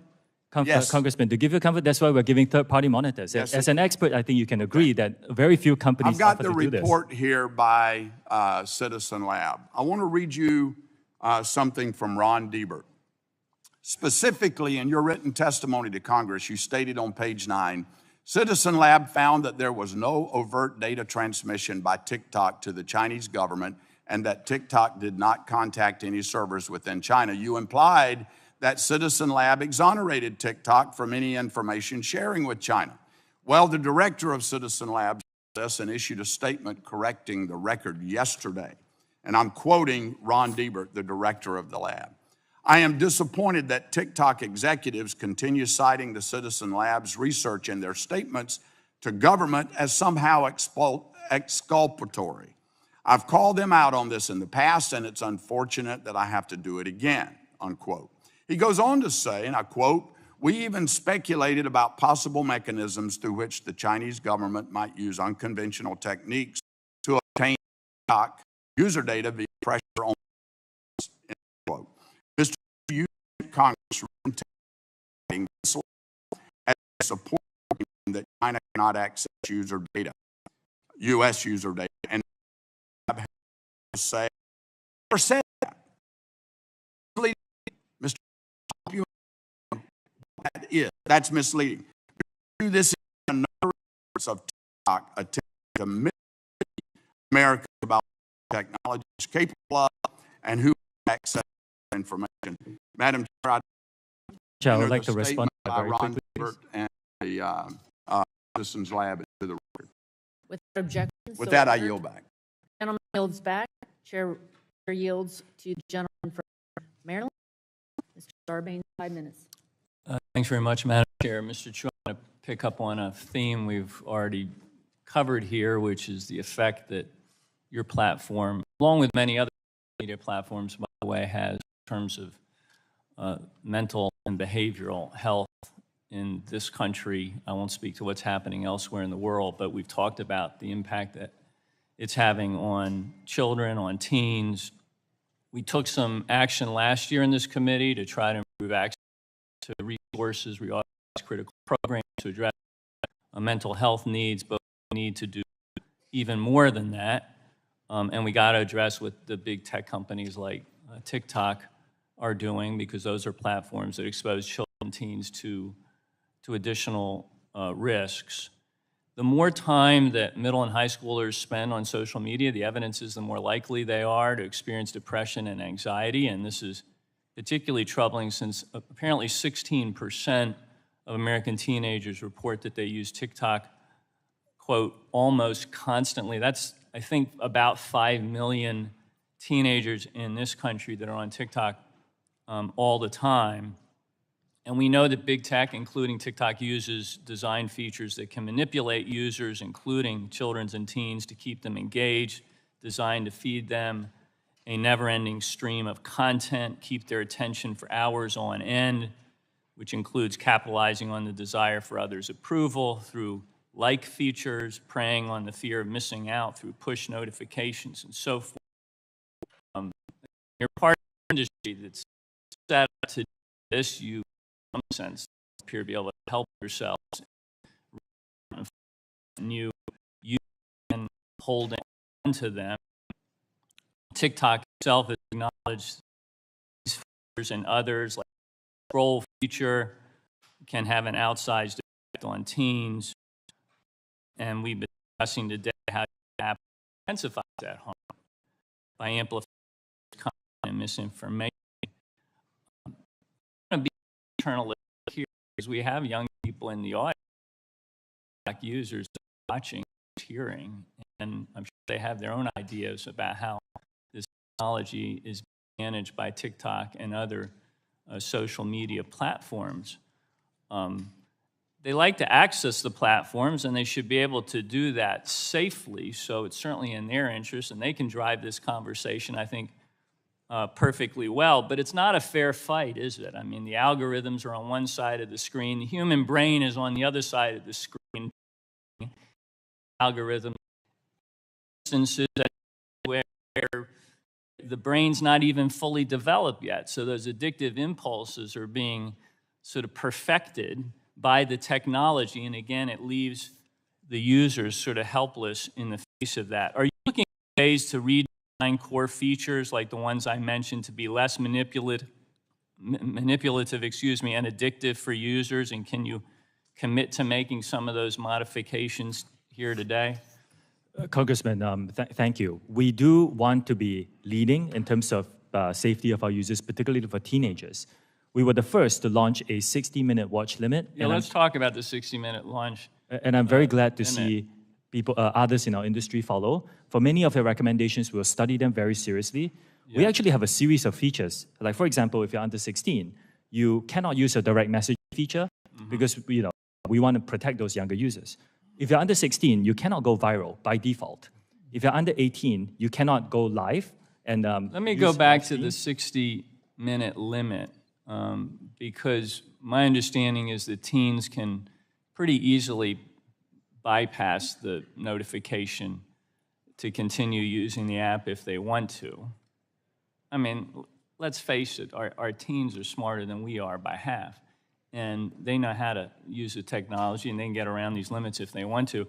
Are you measuring how many teens continue to exceed the 60 minutes of time on that app? We understand how that's working. We understand those concerns. Our intention is to have the teens and their parents have these conversations about what is the appropriate amount of time for social media. That's why we give the parents what we call family pairing. Let me ask you this question before I run out of time. If you concluded that putting some reasonable limits in place and trying to find a way to enforce them would lead some percentage of your users to leave TikTok and go somewhere else, is that something that you're prepared to accept? Yes. Really? Well, I'd love to get the research on how these limits are being implemented, how they're being bypassed, and the things that you're taking, the measures you're taking to address those issues going forward. Please bring that information back to our committee as we move forward. I'll be happy to. I yield back. Gentleman yields. Chair recognizes the gentleman from Kentucky, Mr. Guthrie, for 5 minutes. Thank you, Madam Chair, for yielding. I appreciate the time. Mr. Chu, your terms of service specifically state that TikTok does, and I quote, not promotion drugs or other controlled substances. Despite this content being against your terms of service, and I've brought this up with other services, despite this content being against your terms of service, related drugs like fentanyl, drug trafficking, and other activity is pervasive and racks up hundreds of thousands of views. For example, in 2020, the Benadryl challenge resulted in the death of a teenager. I heard of a challenge earlier today, the death of a teenager. We're at ByteDance. If you were the ByteDance, doing allow related illicit drug trafficking or challenges result in death or injury to kids? Congressman, I represent TikTok here today. I can tell you that TikTok does not allow illegal drugs content on our platform. Do it in China? I believe they don't allow this, but I will need to check. I don't run their business. Because I my can tell you question TikTok is- does not allow this. Because what we're concerned about, and my guess, and it would do and allow for 41 days a threat against a member of the Chinese Communist Party to stand on their site for 40 days?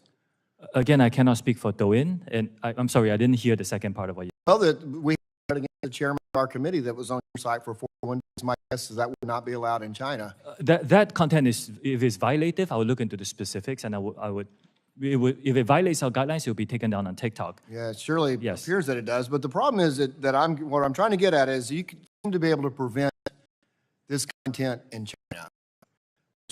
So not even taking it down, just for posted it, that it's on your website. So I have a couple about you said earlier, you find information, you take it quickly to words or content that involve traffic or false or reports used by us. We have about 40,000 workers now together with. I don't think any in our industry can be perfect. This big industry will go to this content, including illegal drugs, down to a very, very small number. That's the problem. We have these hearings, we have CEOs of different companies and of your colleagues and competitors, and we always hear apologies and we always hear we want to do better at this, but it just doesn't seem to keep improving. And we see hearing stories of our children and obviously this has been talked about today. So how many posts and accounts have been identified and removed from TikTok due to content posted related to illicit drugs or other controlled substances? In report, can get team get information to yours. Appreciate that. Also, understand that the way people use TikTok or other platforms similar to yours is that ensure the user question of what heard is the user see a drug advertisement and then give a code to go to another site. So my question is, do you work with other platforms to ensure flagged user content isn't permitted to jump from one platform to others? I will check with my team. I would love to work with our industry to make sure that we stamp out these problems. Violative content should not be allowed on any platforms, in my opinion. Well, so what's kind of frustrating to all of us here is that we look at what's happening on your sites and others, and particularly that we know, because we've done can't have access to listeners, which is a sister company, as you say, in China, and so it absolutely can prevent on one and not the other. You obviously have to start moving forward, and you don't expand your sister company. I know you don't do it, but they don't allow it. But it happens on your platform. Difference.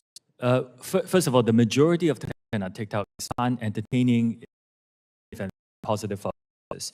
Like the companies that operate this deal with some actors who come and publish on illegal drugs, other. The actors don't seem to be able to access.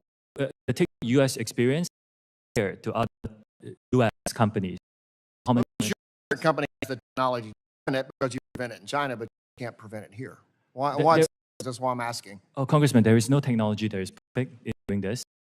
To deal with the reality of the country we're operating in, the United States with other companies, we share this challenge. We are investing a lot to address the challenge, but it's a shared challenge. You invest a lot to seem to be in China here. Again, I think the company within the single country face the same set of challenges. I'm sorry, Matt, a difference in China and here. Let me give you an example, Congressman. In my home country, Singapore, there is almost no illegal drug content because Singapore has very strict drug laws. Thank you. My time's expired now. Yield back. Gentleman yields back. Chair recognizes the gentleman from New York, Mr. Tonko, for 5 minutes. Thank you, Madam Chair. I'm concerned that TikTok's algorithm preys on vulnerable people, including those struggling with addiction, eating disorders, and other mental health conditions.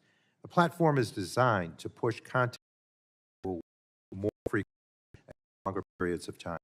Unfortunately, for many people from certain mental health, they reinforce fear or negative, more engaging. But that TikTok is responsible for and records browsing activity from telehealth companies like BetterHelp, and Cerebral. personal struggle should not be fuel for TikTok's profits. People should be able to seek help to address serious medical concerns without being afraid that their information will be shared with social media companies trying to push more products, services, or content at them. So, Mr. Chu, will TikTok continue to get information from third parties on its users' health, including their mental health? Yes or no? We will continue to work with experts. The question, identify. You continue to get information from third parties, including their mental health? Yes or no? Congressman, I'm sorry. If your question is if I'm working on these issues, the answer. It's not a question. Will you continue to get information from these third parties on its health? That information. We do not get the health from third parties, Congressman. We've talked a lot about privacy and safety and no longer using health, particularly their mental health, to push them content or sell ads. Yes or no? We take our users' mental health very seriously. Yes or no? As far as I'm aware, we don't do that, Congressman. It's not what the.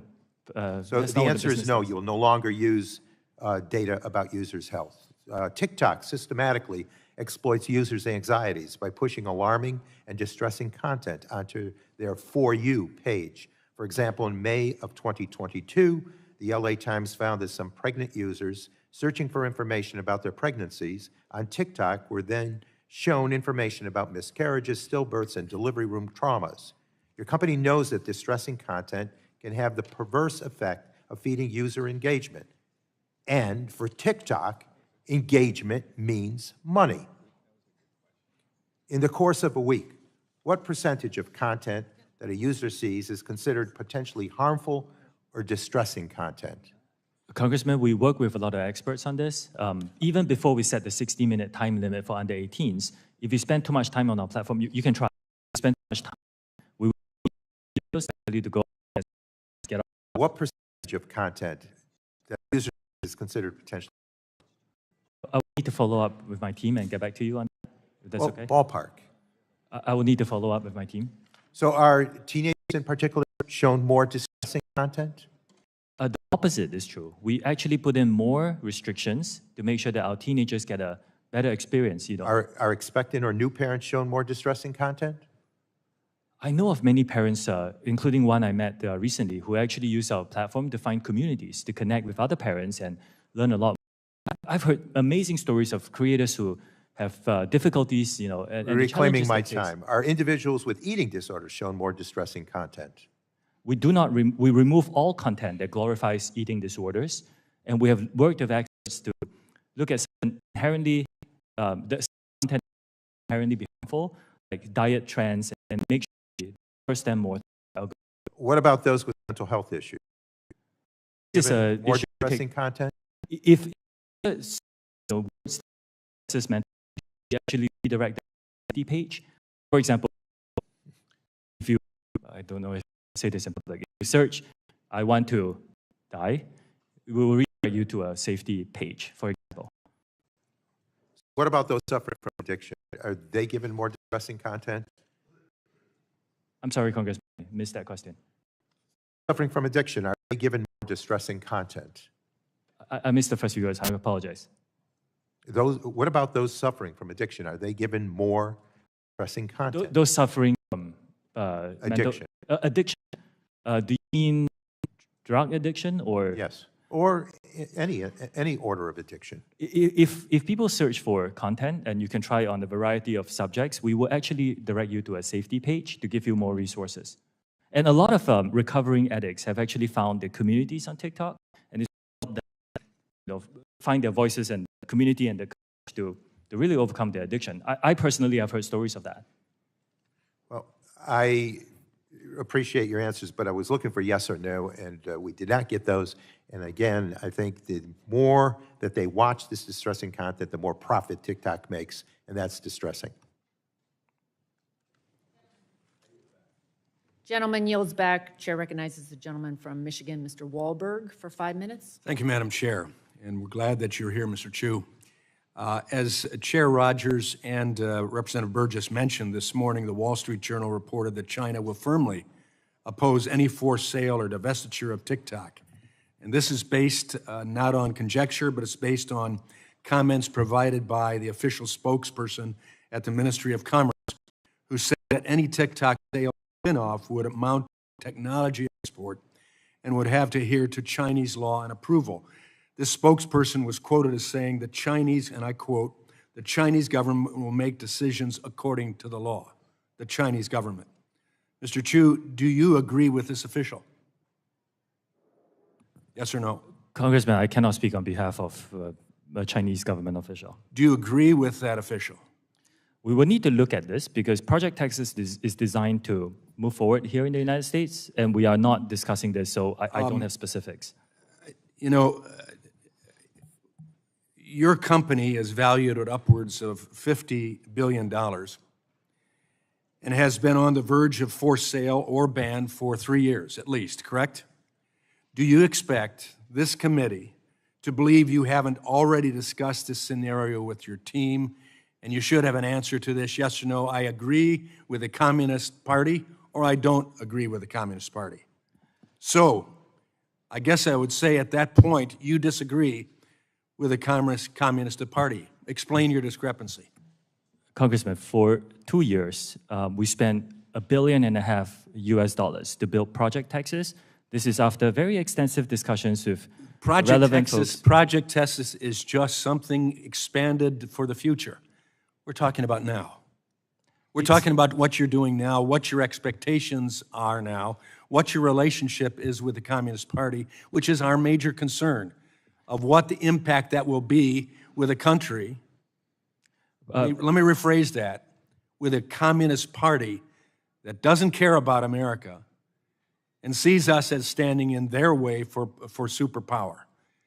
That's our concern, and for you to have direct relationship, direct ownership with ByteDance, and to not have a characterization or an agreement or disagreement that you say explicitly with this party policy, it's hard for us to believe what you're saying. Let's move on.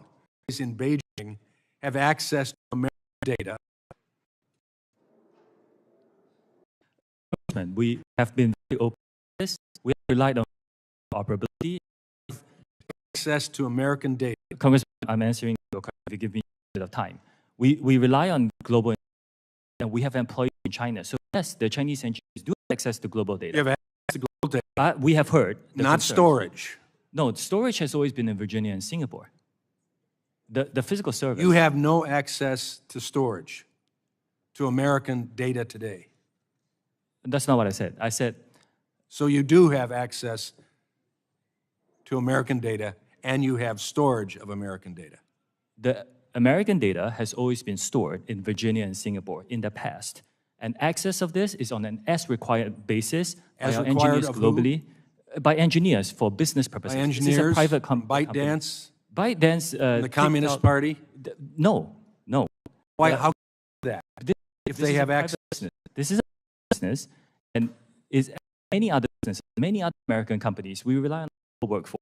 So the global workforce that includes ByteDance, which is connected directly to the Chinese Communist Party. That is a characterization that we disagree with.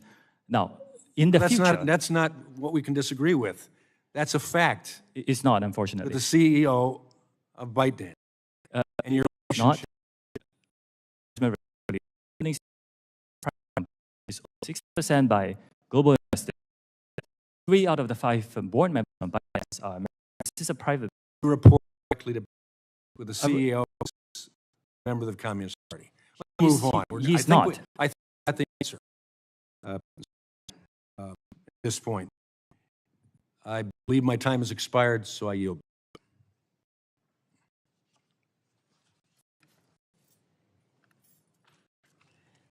Gentleman goes back. Ms. Clark for. Thank you, Chairwoman Rogers. Thank the ranking member Pallone for holding today's hearing. Throughout this hearing, I also want to thank our witness for being here to testify our before us today. My colleagues have outlined the potential threat posed by the Security of American data by TikTok being affiliated and some would say owned by a Chinese company. Foreign adversaries having direct access to Americans' data, as well as the ability to influence content Americans see on a prolific social media platform, represents an unprecedented threat to American security and to our democracy. However, the problems of social media platforms, content algorithmic discrimination, and safety are neither new nor unique to TikTok.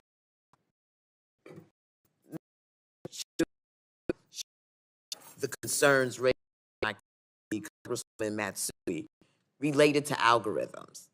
I believe that with mitigation bias, continue to exacerbate discrimination that is illegal under civil rights, as well as important dialogue about sensitive topics like rape from occurring on the platform. For example, I heard by report that TikTok content moderation algorithm flagged words like black and inappropriate content. So my first question, Mr. Chu, is do you agree that platforms like TikTok subject to regular audits or transparency requirements to identify whether policies have a direct impact on communities that are protected, like race, religion, national origin, or gender? I think, Congresswoman, I think platforms should be very transparent on what they do there and disclose a lot of information. We get back on the specifics of what we mean by an audit. I do agree very strongly that platforms should be very transparent. It's a commitment that this committee and users that platform will be a place for freedom of expression. We embrace all diverse points of view, all ethnic minorities. You can whatever you want, as long as you violate the rules. And we also commit to be free of all and government manipulation. I think I'm in strong agreement with.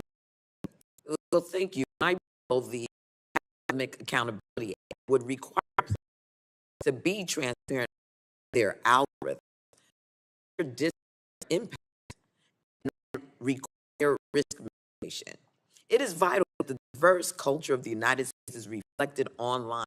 I'm concerned the algorithm content moderation practices employed by TikTok are ignorant of diversity, also failing to remove content that is harmful, like sexual abuse, material hate speech, or terrorism content. My next question to you, my users must be in good standing to be eligible for compensation from TikTok's creation. For example, they can't violate community rights, correct? There are some details there, but directionally, yes. If TikTok's content incorrectly, creators violated community guidelines when in fact they have not, those creators would not be eligible to receive compensation under the fund, correct? We do have an appeals process. You have a process, okay. Yes. In my view, if TikTok employs algorithms that disproportionately remove content from creators, this disproportionately silences and excludes Black creators from compensation opportunities. And this problem happens in parallel to the of adequate distribution and compensation to Black creatives for content. The exploitation, culture, the erasure of Black creatives' ownership of their fashion art is not new. We need transparency, accountability, bold action to mitigate against and exclusion of certain communities from the opportunities present on platforms like TikTok. So let me just say, I'm concerned about transparency. I am concerned about algorithmic accountability. And I'm not clear that your organization holds those values. So I want to ask that you take a look at this because this is all part and parcel of what we're concerned about. with respect to social media platforms and the misappropriation, the ways in which those algorithms can discriminate within the context of the social media platform. That, Madam Chair, I yield back. Congresswoman, is it Recognized for 5 minutes. Thank you, Madam Chair. Mr. Crew, welcome to the most bipartisan committee in Congress. We may not always agree on how to get there, but we care about our national security. We care about our economy, and we sure as heck care about our children. We sure do. And that's why you're here today, because 2/3 of all the youth in our country are on your app. They spend an average of 95 minutes on your app. And you know, research has shown that TikTok is the most addictive platform out there. And the reason for that, as we've been told, is because it has the most advanced algorithm. And I this, and there are on this committee who believe that the Chinese Communist Party is engaged in psychological warfare through TikTok to deliberately influence U.S. children. You know, you see behind me, if you look behind me, Mr. Crew, you see some of the challenges that we've seen on TikTok. You know about them. You know about the milk crate. You know about the blackout challenge, about the NyQuil chicken challenge, Benedict challenge, the dragon breath nitrogen challenge that promotes car theft. I want to, as I understand it, there's a sister app in China. I'm sorry if I'm sure that they don't have this over in China. I did. We have it here, but they don't have it here. And that's why I'm asking you this. Why is it that TikTok consistently fails to identify and moderate these kinds of harmful videos? Why is it? Why is it that you allow this to go on? We've already heard, God bless you, from parents who are here with us, who have lost children. I submit to you, everybody up here cares about the children of this country. Tell me why. This is a real industry challenge, and we're working it's hard. industry. This is TikTok.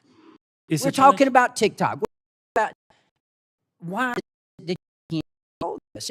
Although believing where credits due, I want to thank you for understanding the video that threatened life has been removed. Thank you for that. Sorry we had to bring it to your attention here, but it's been removed. Tell me why this goes on. This is an industry challenge for all of us here operating in this country. Okay, so much for industry challenge. I want to shift gears real quick. I want to talk about biometric matrix, and I want to talk specifically, can you tell me right now, can you say with 100% certainty that TikTok does not use the phone's camera to determine whether the content that elicits a pupil dilation should be amplified by the algorithm? Can you tell me that? We do not collect body, face, or voice data to identify our users. We do. You don't. The only face data that you get we collect is when you use the filters to have sunglasses. You need to know where the eyes are. How do you know where the eyes are? I'm not seeing if they're dilated. Data on your and data you show. Again, we do not collect body, face, or voice data to identify our users. I find that hard to believe. It's our understanding that they're looking at the eyes. How do you determine what age they are then? We rely on age gating as our key age assurance. Age gating, which is when you ask the user what age they are. We have also developed some tools where we look at public profile, go through videos they post to. Creepy. More about that. So if you post a video, you choose that video to go public. That's how you get people to see your video. We look at those to see if it matches up the age that you talked about. Now, this is a real challenge for our industry because privacy versus age assurance is a really big problem. Look, you keep talking about the industry. We're talking about TikTok here. We're talking about children dying. Do you know how many children have died because of this? Do you have any idea? Can you tell me? Congressman, again, it's heartbreaking. Can you tell me how many children in America have died because of challenges like this? The majority of people who use our platform use it for positive experiences. That's not what I ask you. There are I some- ask you, tell me the number of children, of U.S. children who have died because of these challenges. Congressman, again, the majority of people who come on our platform get a good I'm experience. not talking about the majority of children. I want to know a number. Dangerous challenges are not allowed on our platform. If we find them, we will remove them. We take this very seriously. Obviously, you found one today and you removed it. We had to bring it to your attention, and I know I'm out of time. Thank you for being here. Welcome again to the most bipartisan committee in Congress. Gentleman yields back. We will now take a brief recess and resume in 10 minutes. The committee stands in recess.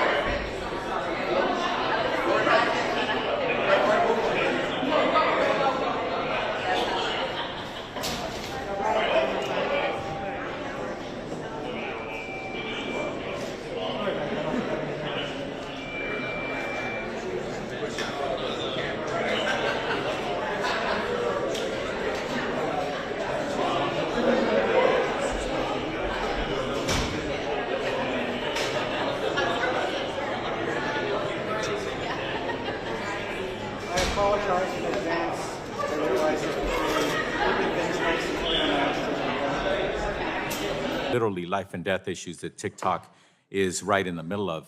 And also, what I'd like the witness to acknowledge is that it appears that Ms. Kamek, my colleague, brought up those two posters, and since then, TikTok has taken them down since then, not before then. Are you aware of that, Mr. Chu? I was briefed during the break that they are taken down, Congressman. Okay. How do you feel about the fact that it was up for apparently 40-some days, 41 days, and yet in the middle of this hearing, it was brought directly to your attention, and as a result, it has been taken down so quickly? It goes to show the enormous challenge that we have to make sure that although the vast majority of our users come for a good experience, we need to make sure that bad actors don't post violative Yes, content. and the way, Mr. We need to make sure that bad actors don't post violative Yes, content. and the way, Mr. Chu, that you sure is that you can make sure you choose to invest more resources, more money into more ability to pull down damaging and deadly information from your platform. Are you investing more and more and more every day into bringing down that kind of content? That's my question. Are you? Yes, and I'm committed to investing more in this regard to stay on top of the growth. Right here in the United States, many, many languages are used and spoken. For example, TikTok in the United States is being used in many languages.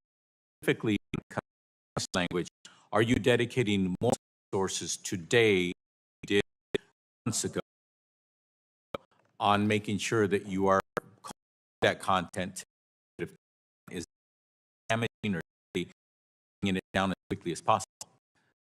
Yes, we're investing in more language moderation, and yes, we will, once we identify violative content, we'll take it down as soon as possible. Thank you. And your testimony today isn't the only opportunity for you to commit to this committee, so I'd like you to forward to the committee.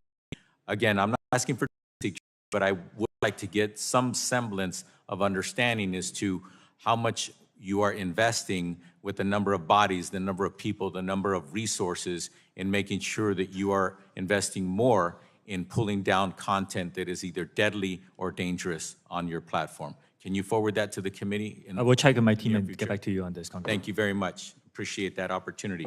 As was mentioned earlier, it might sound a little funny, but you have, in fact, been one of the few people to unite this committee, members, Republicans and Democrats, to be in agreement that we are frustrated with TikTok. We're upset with TikTok.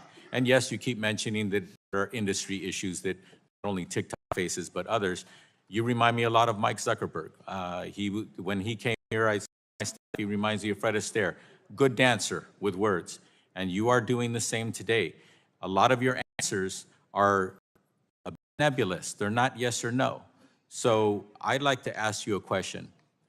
Yes or no? Is your revenue going up at TikTok month over month or year over year? Yes, our revenue is going up. Okay. And with that, some of the answers I'd like you to forward this committee is, are you investing more and more money into making sure that content that is dangerous and or deadly, you're investing more and more resources in that aspect of your expenditures, your commitment to your users and to your organization? Yes, I commit to that, and we are investing more, and we will continue to do that. Okay. My last question is this. Are you a Chinese company? TikTok is a company that's now headquartered in Singapore and Los Angeles. Okay. We are not available in mainland China. Our users are in other countries around the world. Okay. Is there a corporation that has any authority above TikTok? TikTok is a subsidiary of ByteDance, which is founded by a Chinese founder. Yes. And ByteDance is a Chinese company? Well, ByteDance owns many businesses that operate in China. Is it or is it not a Chinese company? Congressman, the way we look at it, it was founded by Chinese No. I'm not asking you how you look at it. Fact, is it a Chinese company or not? For example, Dell is a company, it's an American company. They have activities all over the world. Is it a Chinese company? I frequently have these discussions with others on what is a company that is now global. That's okay. I prefer you answer the question and stop dancing verbally on it. Madam Chair, my time has expired. Thank you very much. Gentleman yields back. Chair recognizes the gentleman from California, Mr. Obernolte. Well, thank you very much, Mr. Chu. If I could bring us back up to 30,000 feet for a second, I just want to talk about what we're afraid of here, what we fear might happen. Social media companies, and TikTok is not unique in this, gather a tremendous amount of user data and then use powerful AI tools to use that data to make eerily accurate predictions of human behavior and then seek to manipulate that behavior. And that's something that it's not just TikTok, it's all our social media companies that are doing. Ultimately, is to enact comprehensive federal data privacy legislation that will prevent that kind of behavior, or at least allow users to consent to it. And that's, I know, something that the chair is working on, the ranking member. I hope that this committee will act on that this year. The specific concern, though, as regards to TikTok, is that this type of capability falling into the foreign is something that has national security implications. That's why Congress is getting involved in the issue. So I have proposed text in an effort to alleviate these fears, specific questions about the way that you believe that it will solve this problem. So one of the things that you've said in your testimony is that part of Project Texas will have engineers at Oracle going through the source code for TikTok. How large is that code base? Well, it's not small, but it's not just Oracle, Congressman. We are also inviting other third-party monitors. We're in the process of figuring out who the best sure. So we're talking millions, tens of millions of lines of code. How big is the base? It is significant, but it's something that we believe can be done. And again, I want to say that I have not heard of another company, American or not, No, that I has understand. allowed for this to happen. But I mean, you're kind of in a unique position having to answer these concerns of Congress. So are they going through the code for just the app or the app and the server code? I can get back to you on the technical details, but it's comprehensive, including the software that powers a lot of the software that powers the experience. And how long will that review take? I need to get back to you on the timeline, but we are progressing quite well on Project Texas. We hit a milestone. I commit transparency. Okay. So I'm wondering, because I'm also concerned as a software engineer about the process in which new code is introduced into the code base. Do you use the software configuration management system at TikTok? The way we plan for new code to be done is that even before the code becomes live, it has to be reviewed. The changes have to be reviewed by So the you're third-party talking monitors. about a code review. That was good. That was another question I had for you. So the code review, is it done with a team of engineers or just with a single engineer? Oh, it's going to be a team effort. Okay. Yeah. And that's going to be done at Oracle or elsewhere? It's going to be done in one of our transparency centers so that we still need to make sure that the code itself is secure. And, Okay. Yeah. What I'm hearing you say is that even though the code might be written by someone not in the United States, before the code is integrated, it'll be reviewed in a code review by a team of engineers within the United States? That's the plan. Okay. And this, back to the question about the software configuration management system, how do you manage of that TikTok base? Short of this, we have a team of American personnel with security credentials. The person who leads the team used to work for the Secret Service. I understand, but there's a software solution for integrating those changes to code. What Check and get back to you on the. Specifically, what I'd like to know is to make sure that this thing TikTok custom, which many companies do, because that would mean that you'd have to review the source code for that as well for security. How do you protect against threats like the act being hired not by TikTok but by Oracle, for example, or by USDS? The approach that most companies take for things is monitoring, so that everybody has reviewed the secondary review, so that one malicious actor is not able to create the damage that the malicious actor can do. But you rightly pointed out, these kind of problems are industry-wide problems. Right. Every company has to deal with them. Okay, well, let me ask a specific question about that. I mean, in thinking about if I were a malicious actor, a software engineer on one of your projects, how I would go about writing a malicious code. I wouldn't put it right there and say, hey, I'm malicious. I would put lines of code in different sections of the code together something malicious. How do you think that caught? Again, you know, we have to rely on third-party experts to help us with that. I think there are enough experts who can catch a lot of these things. The work on security globally, on all data security, is never perfect. Yeah, I understand. But we can have a lot of oversight to keep it safer than any other experience. I appreciate the effort. My concern, Mr. Chu, is I don't believe it is technically possible to accomplish what TikTok says it will accomplish through Project Texas. I just think that there are too many back doors through that process to allow that to be possible, and I think a malicious actor would succeed in inserting malicious code in there if they wanted to. But I see we're out of time. I hope we get an opportunity to talk some more about this. I yield back, Madam Chair.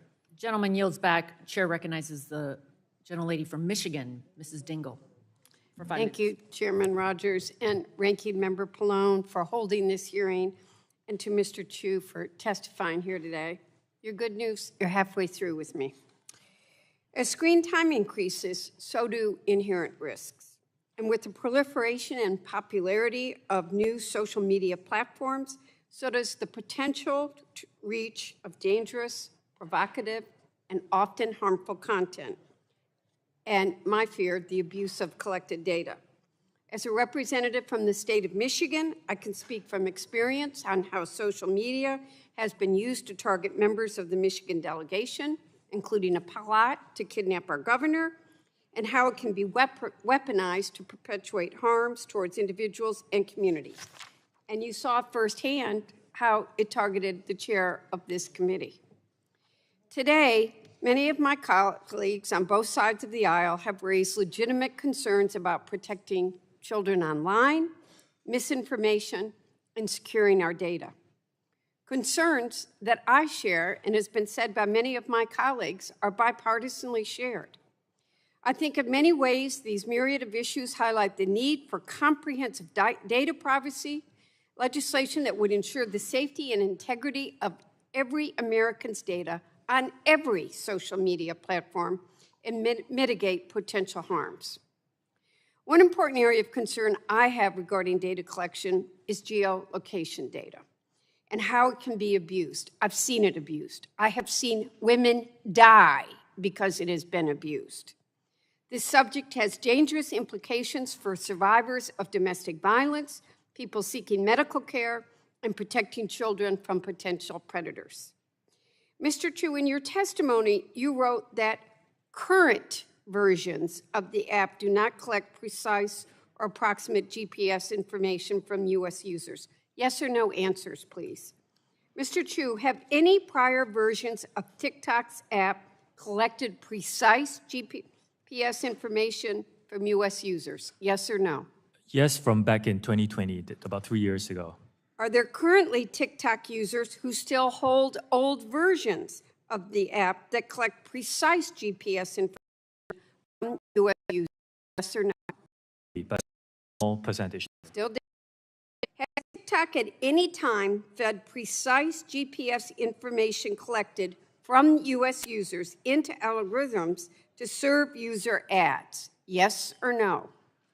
I will need to check on the details because we do not currently collect that. So I need to check on the details. Yeah, I'm sure there's a yes there. But has TikTok at any time fed precise GPS information collected from U.S. users into algorithms? I don't know, I'm having talk today, to make inferences about users? Yes or no? I'm not sure of the specifics. I'd like answers, yes or no, after this. Has TikTok at any time sold precise GPS information collected from U.S. users? Yes or no? We do not sell data to data brokers, if that's the question. And you've never done that? I don't believe so. TikTok sold with third parties references that use in part or in precise GPS information collected from U.S. users? No. Congressman, I need to check on these. What I can tell you is not GPS location data in the United States. All right. Does TikTok still use inferences that are made using in information collected from U.S. users? I'm sorry, would you repeat that? Does TikTok will use instances that you've that will use in part and whole precise information collected by U.S. users. That was a very technical question. I will have to check back to you. Has TikTok at any time provided the Chinese government either precise information collected from U.S. users or inferences made from that data? That I can give you a straight answer. No. Mr. Chu, even in Congress, even if Congress were to ban TikTok, I'm concerned that China or others would still have access to U.S. consumer data by purchasing it through data brokers. Will you commit not to sell any of TikTok's data to data brokers now or in the future? We do not do that. We do not sell data to data brokers now. Will you commit to not do it in the future? There are certain members of our industry who do this. I think this has to be broad legislation to help us, the whole industry, address this problem. I think I'm out of time. Thank you, Madam Chair. Lady yields back. Chair yields 5 minutes to the gentleman from Alabama, Mr. Palmer. Thank you. When the Chinese Communist government bought, it's been described as the Chinese Communist government's way of quieter form of control, and that companies have little choice in selling a stake to the government if they want to stay in business. And what I'd like to know is when the Chinese Communist government moved to buy shares of ByteDance, you informed beforehand, yes or no? No. Okay. Congressman ByteDance... Were you or anyone with TikTok asked for your opinion about the sale of shares of ByteDance to the Chinese Communist government? Yes or no? It hasn't happened. Did you or anyone employed by or affiliated with TikTok state any objections or concerns about the possibility of the Chinese Communist government, once they had shares in exercising control over your platform, conducting misinformation campaigns, or restrictions ensuring nothing is posted that reflects badly on the Chinese Communist government, for surveillance and data collection for use against anyone? Did any of you or anyone affiliated with TikTok raise any concerns about that? Congressman, we do not collect, we do not promote. I didn't ask you that. We do not promote. Or no, did you raise any concerns about it? Because that's why we're here. But we do not promote or remove any content at the behalf of the Chinese government. Did you communicate in any form or fashion with the directors of ByteDance that there might be concerns about government control over content? Yes or no? You either did or you didn't? Congressman, You didn't. I just want to make this clear. We Let me do not ask you remove this. or promote content. The Chinese TikTok government. already said that the company is tightly controlled by ByteDance. It even gets down to the hours they work. So actually, you didn't say anything. There's serious concern Chinese privately held companies about doing anything against what the Chinese Communist government wants. Does TikTok screen against manipulative content, child predators, yes or no? Do we screen? Do you against, screen against them? How about drug cartels? Drug cartels, child predatory content. This is You all had a violative drug of that. cartel that was engaged in a police chase with Spanish authorities, and they posted it on TikTok and got over 1 million views. Why wasn't that taken down? And are you doing it with human traffickers or terrorists? I mean, do you withhold content from nations that might be committing crimes against humanity? No. Congressman, the platform is a Yes place or of no? freedom of Yes or expression no? and users. I know you talk about that, but yes or no, do you screen against content for nations that against? Congressman, I will use the comment. Yes or yes or no? And present any points of views You that don't. And it's a commitment to keep the Let me city ask from. you, Beckerman, you're vice president and head of public policy in Americas, right? Is he part of the team that helped you prepare for this meeting, yes or no? Can I clarify who you mean? Michael Beckerman. Yes, he is. Okay, where is he at this moment? I'm sorry? Where's Mr. Beckerman at this moment? He's probably here. No, you know he's here. He's sitting right behind you. I want to know when Mr. Beckerman was Jake Tapper, CNN, asked repeatedly to condemn Chinese communist the Uyghurs, when that statement has been classified by the United States report as a crime against humanity, there are multiple questions. Mr. Beckman refused to address that.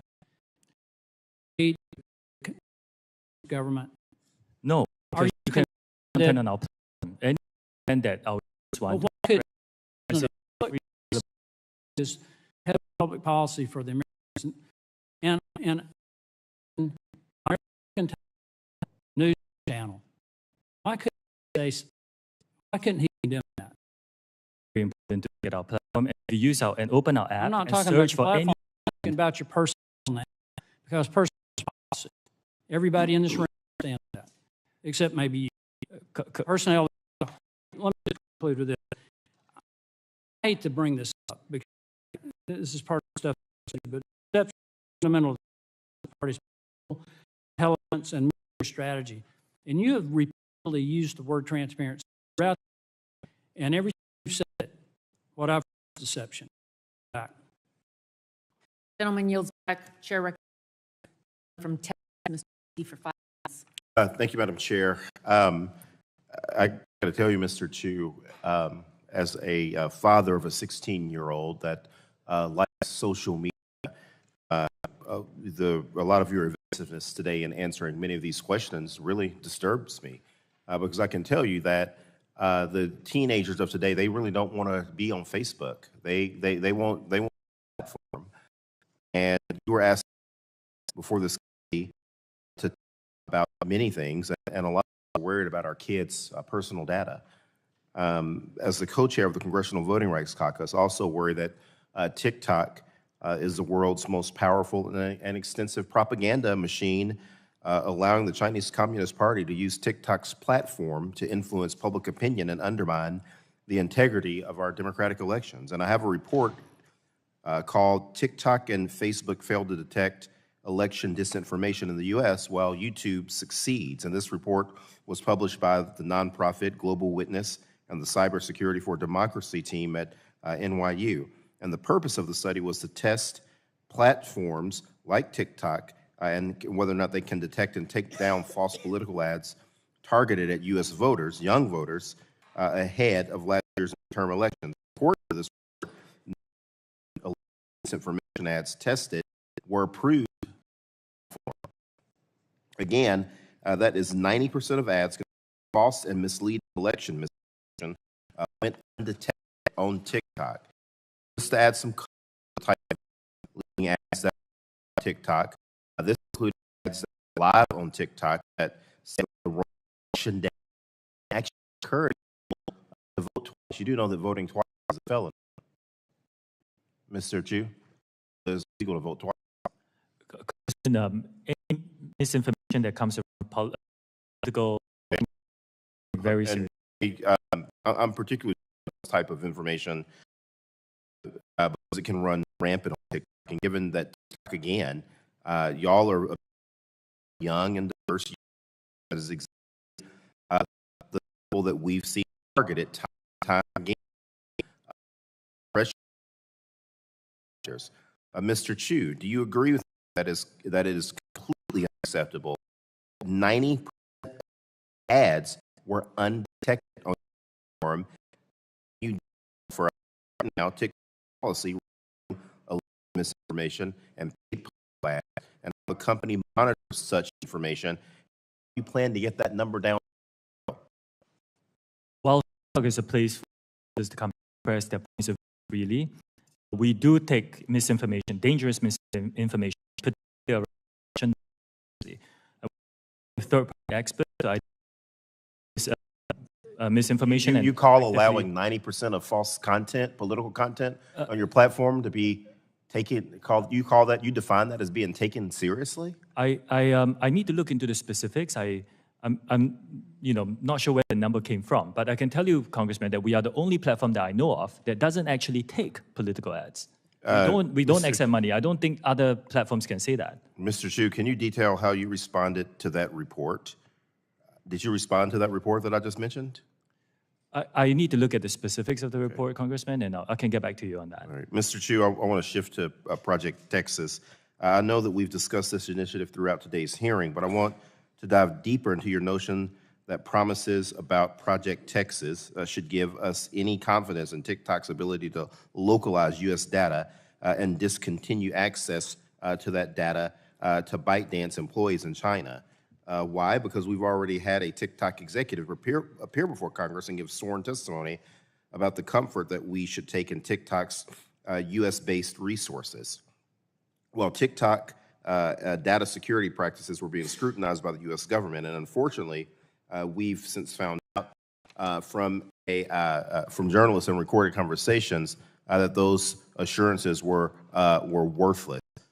In your testimony, you also mentioned that Oracle has already begun inspecting TikTok's source code and has access to the platform's recommendation algorithm.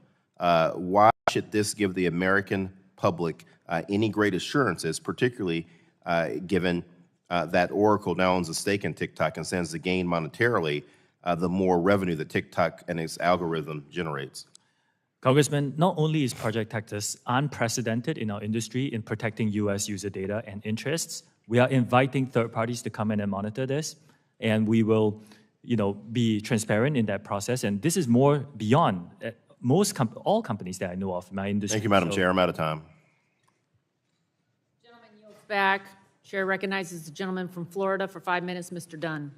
Thank you very much, Madam Chair. Mr. Chu, I'm aware that on arriving in D.C. this week, you appeared on TikTok and posted you had 5 million U.S. users, 5 million U.S. businesses. That represents a lot of data.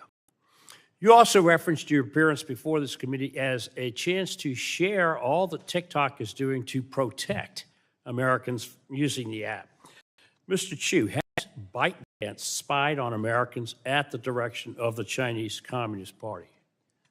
No. Madam Chair, I'd like to enter into the record this October 20th, 22 Forbes article entitled TikTok Parent ByteDance Plan to Use TikTok to Monitor the Physical Location of Specific U.S. Citizens. Without objection, so ordered. Thank you. The project assigned this to a Beijing-led team.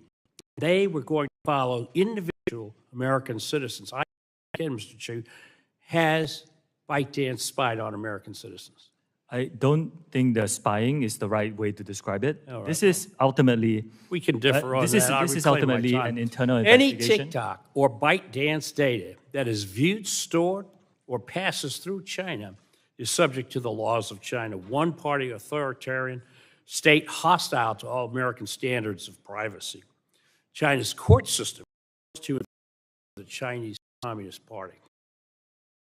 Analogs, which we know are also manufactured in China, although they are illegal there, I fear TikTok will grow into a much bigger problem, cancer, if you will. Deeply worried that it's too late to stop cancer. Like fentanyl, another export, which causes addiction and death, dangerous algorithms and Chinese Communist Party are not good for Americans, not good for our families, and definitely not good for the United States.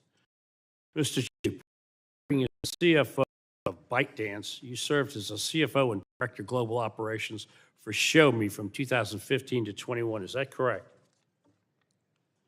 Are you asking me in 2015? Very good. Would you mind repeating that, please? Madam Chair, I'd like to enter another article into evidence.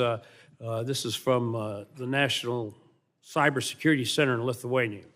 Without objection, so ordered. Thank you. This report outlines numerous data security risks, including how the privacy of European users was violated in clear cases of unauthorized collection of user data by ShowMe. This sounds exactly what many of my colleagues have been talking about today. Worse yet, the ShowMe phones sold to Europeans had a list of 449 words and phrases which would be automatically censored on the device.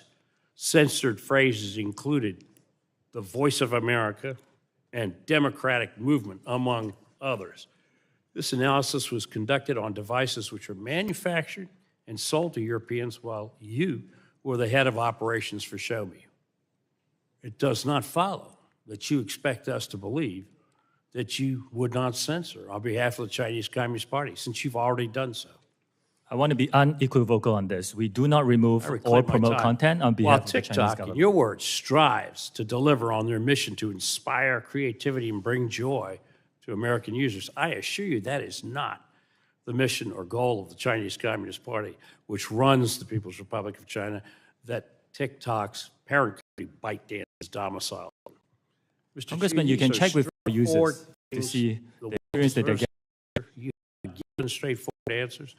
We don't find you credible on these things. With that, Madam Chair, I'd like to yield the balance. of my Congressman, you have given me no Mr. time to Obernolte answer your of questions. California.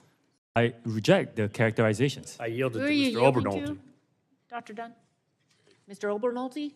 Okay. Well, thank you, Madam Chair.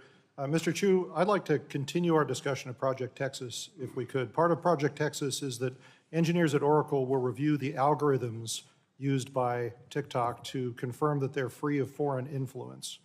I have a question about that because we're talking about AI, that's a very generic term. Do you use machine learning to influence the algorithms at TikTok? This gets very technical, and we have published several blogs about this, which I can forward to your team. Okay. But yes, it's mainly based on interest signals. Right, okay, Like, so here's my question. How could looking at the algorithm confirm that it's free from foreign influence? Because the algorithm is just a neural net architecture with inputs and outputs and weights, and how to train that. I mean, the influence is an external factor. So I'd appreciate it if you could give us, I see we're out of time again, a written answer to that. But again, I'm concerned that what you're proposing with Project Texas just doesn't have the technical capability of providing us the assurances that we need. I yield back, Madam Chair. Gentleman yields back. Chair recognizes Ms. Custer. Ms. Custer is not here. Ms. Barragon for 5 minutes. Thank you, Chair. Chu, TikTok warns users when content is graphic or disturbing and labels state-affiliated accounts to ensure viewers aren't seen and TikTok has similar information to Spanish speakers, users, and English speakers. So, Congressman, I'll get back to you on that. Okay, and do you know if TikTok has a specific strategy for Spanish language content, its trust and safety? We do. I will get back to you on the specific. On that. Offensive language terms or hashtags are blocked from community guidelines in English. Spanish version of the term or the hashtag automatically blocked as well. I believe I check the specific and get back to you. Do you have any idea how many people that use a TikTok that addresses Spanish? I know it's quite a significant team, but I can get back to you on the details. You said significant, so are you saying that at all you can give us? Would you say it's like 10% of the force or? It's an important number, so I want to be precise, and I'll get back to you. Okay. Do you happen to know if a TikTok can affect that Spanish-speaking users between the ages of 13 and 17 are not being targeted by ads promoting harmful content? We have very strict policies for our users who are in the teenage age group, and regardless of what language they speak. So we want to make sure that they are given a very safe experience on our platform, regardless of the language they Well, I know. I'm just it. trying to I'm trying to ascertain resources you may be putting into Spanish speaking and Spanish language. Last year, the Congressional Hispanic Caucus met with TikTok. This was one of the conversations and a source of the discussion was addressing Spanish language disinformation and misinformation. It remains an urgent priority for the Congressional Hispanic Caucus as Hispanics across the country increasingly turn to social media for vital information. We heard earlier in this hearing that there was, video, there was a TikTok post threatening the chair of the committee, and it took some 40 days to take it down. So I guess I'm a little concerned if your team doesn't have the resources and the capability, that capability you're going to have to bring misinformation from Spanish speakers, which I'm assuming is a smaller fraction of the world that you've TikTok. TikTok is a place for all our users to come and very diverse, and we are all ethnicities. We are all to come and express their view. So it is our commitment to make sure the safety of those users, regardless of which, the super important to us. Okay. Sure that we could. You don't have any then. Okay, I will forward it in your we've heard a lot about concerns about children who may be on TikTok. Mr. Chu, at what age do you think it would be appropriate for a young person to get on TikTok? We have 3 different experiences here in the United States. There is an experience for under 13s, which is highly restricted. I'm asking what you think would be the appropriate age to have a child get on TikTok.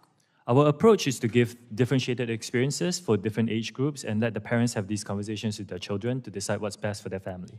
So you think that there is a sufficient safety mechanism for an 8-year-old to be able to access TikTok? An 8-year-old's experience will be restricted. Every single he or she vetted by consent, our child safety expert, and the 8-year-old with the post, 8-year-old will not be able to any personalized feed and zero advertising in that experience. So yes, it is the appropriate for an 8-year-old. Well, then why don't you let your 8-year-old child on TikTok? I've seen the articles address that. Kids live in Singapore, and in Singapore, we do not have the under 13 experience. If they lived here in the United States, I'll let them use the under 13 experience. Okay, so you're saying it's because of the country you live in doesn't have the same mechanisms. Is there a reason you don't have those same mechanisms everywhere? In principle, we want to provide a good experience for our users in general. We don't want to monetize from people who are under 13. In the US, we are COPPA compliant, and as part of that, we were deemed as I want to get these specifics right. We were deemed as a particular type of audience, mixed audience app. Want to make sure that's right. And as a result of that, we have to provide an experience to our under 13 users in this country as well. Yields back. Chair recognizes the gentleman from Utah, Mr. Curtis. Thank you, Madam Chair. Mr. Chu, my children are getting ready to run a marathon, and I noted during this hearing that they'll be running for about the same amount of time that you'll be sitting in that chair today. Unfortunately, I only get you for 5 minutes, so instead of a marathon, I'd like to do a wanted back up at 30,000 feet level. Would you agree with me that Section 230 created to protect platforms like you of somebody that had inappropriately put associated a phone number with the Oklahoma City bombings? The courts ruled that AOL was not liable for that post because of Section 230. Now, I want you to do a hypothetical with me because I'm going to use the absurd to try to make a point here. Let's suppose hypothetically that AOL, instead of just posting that, actually identify that voice, they took out in the Wall Street linking that phone number with the Oklahoma City bombing. And they didn't stop there, but they went further and they took Super Bowl linking that phone number with Oklahoma City bombing. Suppose there, send a flight home in America linking that phone number to the bombing. And I guess is AOL have moved from a distributor to a publisher in this made-up example. Congressman, I respectfully, it's hard for me. This is not moving that far away from the intent. Would have public. So my is platform post content, but I want this room, not just you. The protection has limits. And if they lose the distributor instead of publisher, they go outside those limits. Algorithm super quickly. We've thrown that word around a lot today. Let me here again go 30,000 feet, and we'll use another platform so it's not sensitive. But Pinterest, I like to go on Pinterest. My wife and I are building a home, working on the yard right now. If you went on my Pinterest page, you would see swing sets and things made for my grandkids. Now, another hypothetical, let's suppose that there's some devious intent inside Pinterest, and they decide they want to influence John Curtis with these algorithms. And they want me to believe it's the end of the world. And all of a sudden now I'm buying bomb shelters instead of swing sets for my kids. Have they become a publisher and should not be protected from Section 230? And if you don't feel, I'm pretty sure the room understands that they have crossed this line, and you can tell me if you think they have or not. Congressman, I will have to study that specific example and get back to you. It's a hypothetical, but you can see at some point they've crossed the line and they have become a publisher and distributor. So I touched on this today. I want to be super specific. Upon TikTok, enough data, could get data. You could use intelligence and your algorithms and machine learning to write an algorithm that could persuade me to change how I view a policy issue. That possibility exists. The way we look at it, 30,000 feet, on a sprint. I'll stay very high level. Okay, the way we look at it is our users come in and express whatever views they But want. that's not the point. The point is you could write an algorithm that would change. And we've actually seen, the Washington Post reported the Stop the Willow campaign shows how TikTok is tackling climate change. I think that's all fine, right, and all good, unless somebody has interjected into that and magnified or diminished voices in that. And what I'm proposing to you today is that pushes them across the line from a distributor to a publisher if they make those decisions. Now, serious allegations have been made against your platform and others, many of them here today, and you're not new to these allegations. This isn't your platform, but some time ago, there was an allegation that a platform recommended ISIS-related videos. We've talked about the weight loss videos. We didn't talk about it, but they're still in the elections. Whatever the motivation, I'm trying to point out that as you move from a publisher, as you manipulate this data with algorithms, that you step out from the protections of Section 230. Do you see that logic? This is a very complex I understand it's very complex, but you see the logic. In your mind, has TikTok ever stepped across the line from a distributor to a publisher? Congressman, again, this is a very complex topic. I will need to get back to you on this. I understand that. Okay, and finally, you very quickly, you produced a video that now is well known about your visit here and today in Washington, D.C. Can you tell me 100% that no TikTok employees manually manipulated that to get more views? I checked, and as far as I know, there was no boosting and heating. I went viral organically. Okay, Madam Chair, I'm sorry I'm out of time. I yield my time. Gentleman yields back. Chair recognizes Ms. Blunt Rochester. 5 minutes. Thank you, Madam Chair. Mr. Chu, as I'm sure you know, this hearing is part of an ongoing effort by our committee to examine data security and other concerns with social media companies broadly. And I have to tell you, I came to this hearing interested to hear the actions that TikTok is taking to combat misinformation, protect our young people, and ensure our national security. But I've not been reassured by anything you've said so far. And I think, quite frankly, your testimony has raised more questions for me than answers. As some of my colleagues already noted, platforms like TikTok can easily manipulate and undermine user autonomy with addictive features, invasive data collection practices, and disseminating misinformation and disinformation. That's why I will be reintroducing the Detour Act to mitigate this harm. Mr. Chu, yes or no, would you oppose legislation that banned the use of intentionally manipulative design techniques that trick users into giving up their personal information? In principle, I agree that kind of practices is not. And can TikTok users opt out of targeted ads? Yes or no? At this moment in time, we believe that this is a very important part of the experience. Yes or no? Time is ticking. It is an important part of the experience. Even if someone wants targeted ads, do you give a user a clear opportunity to prevent TikTok from using tools like pixels to collect their data and track them off of the TikTok platform? We give our users a lot of tools to control their privacy settings on our app. And by the way, if you're below 16, it's private by default. So you cannot even go viral. In August of 2022, response to a letter I wrote to your company on abortion misinformation, TikTok asserted several actions to address abortion misinformation, In light of recent attacks on safe and effective medication abortion, I'm remained worried this misinformation. And following on Ms. DeGette's questioning, how many posts did you actually take down that contained abortion misinformation?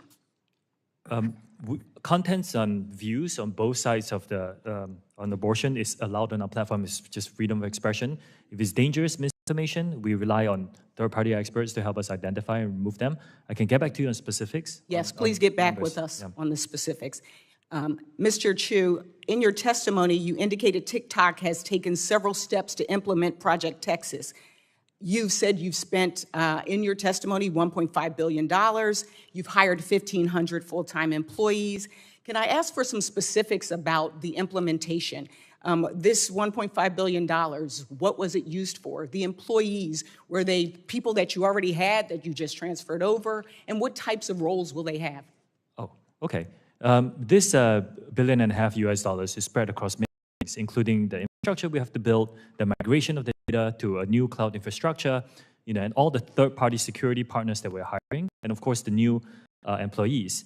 Now, this team will now be run by a gentleman who used to be who has spent his career as a chief security officer in other companies, and another gentleman who used to work, I believe, in if you could just follow up with us, that would be very helpful. I will.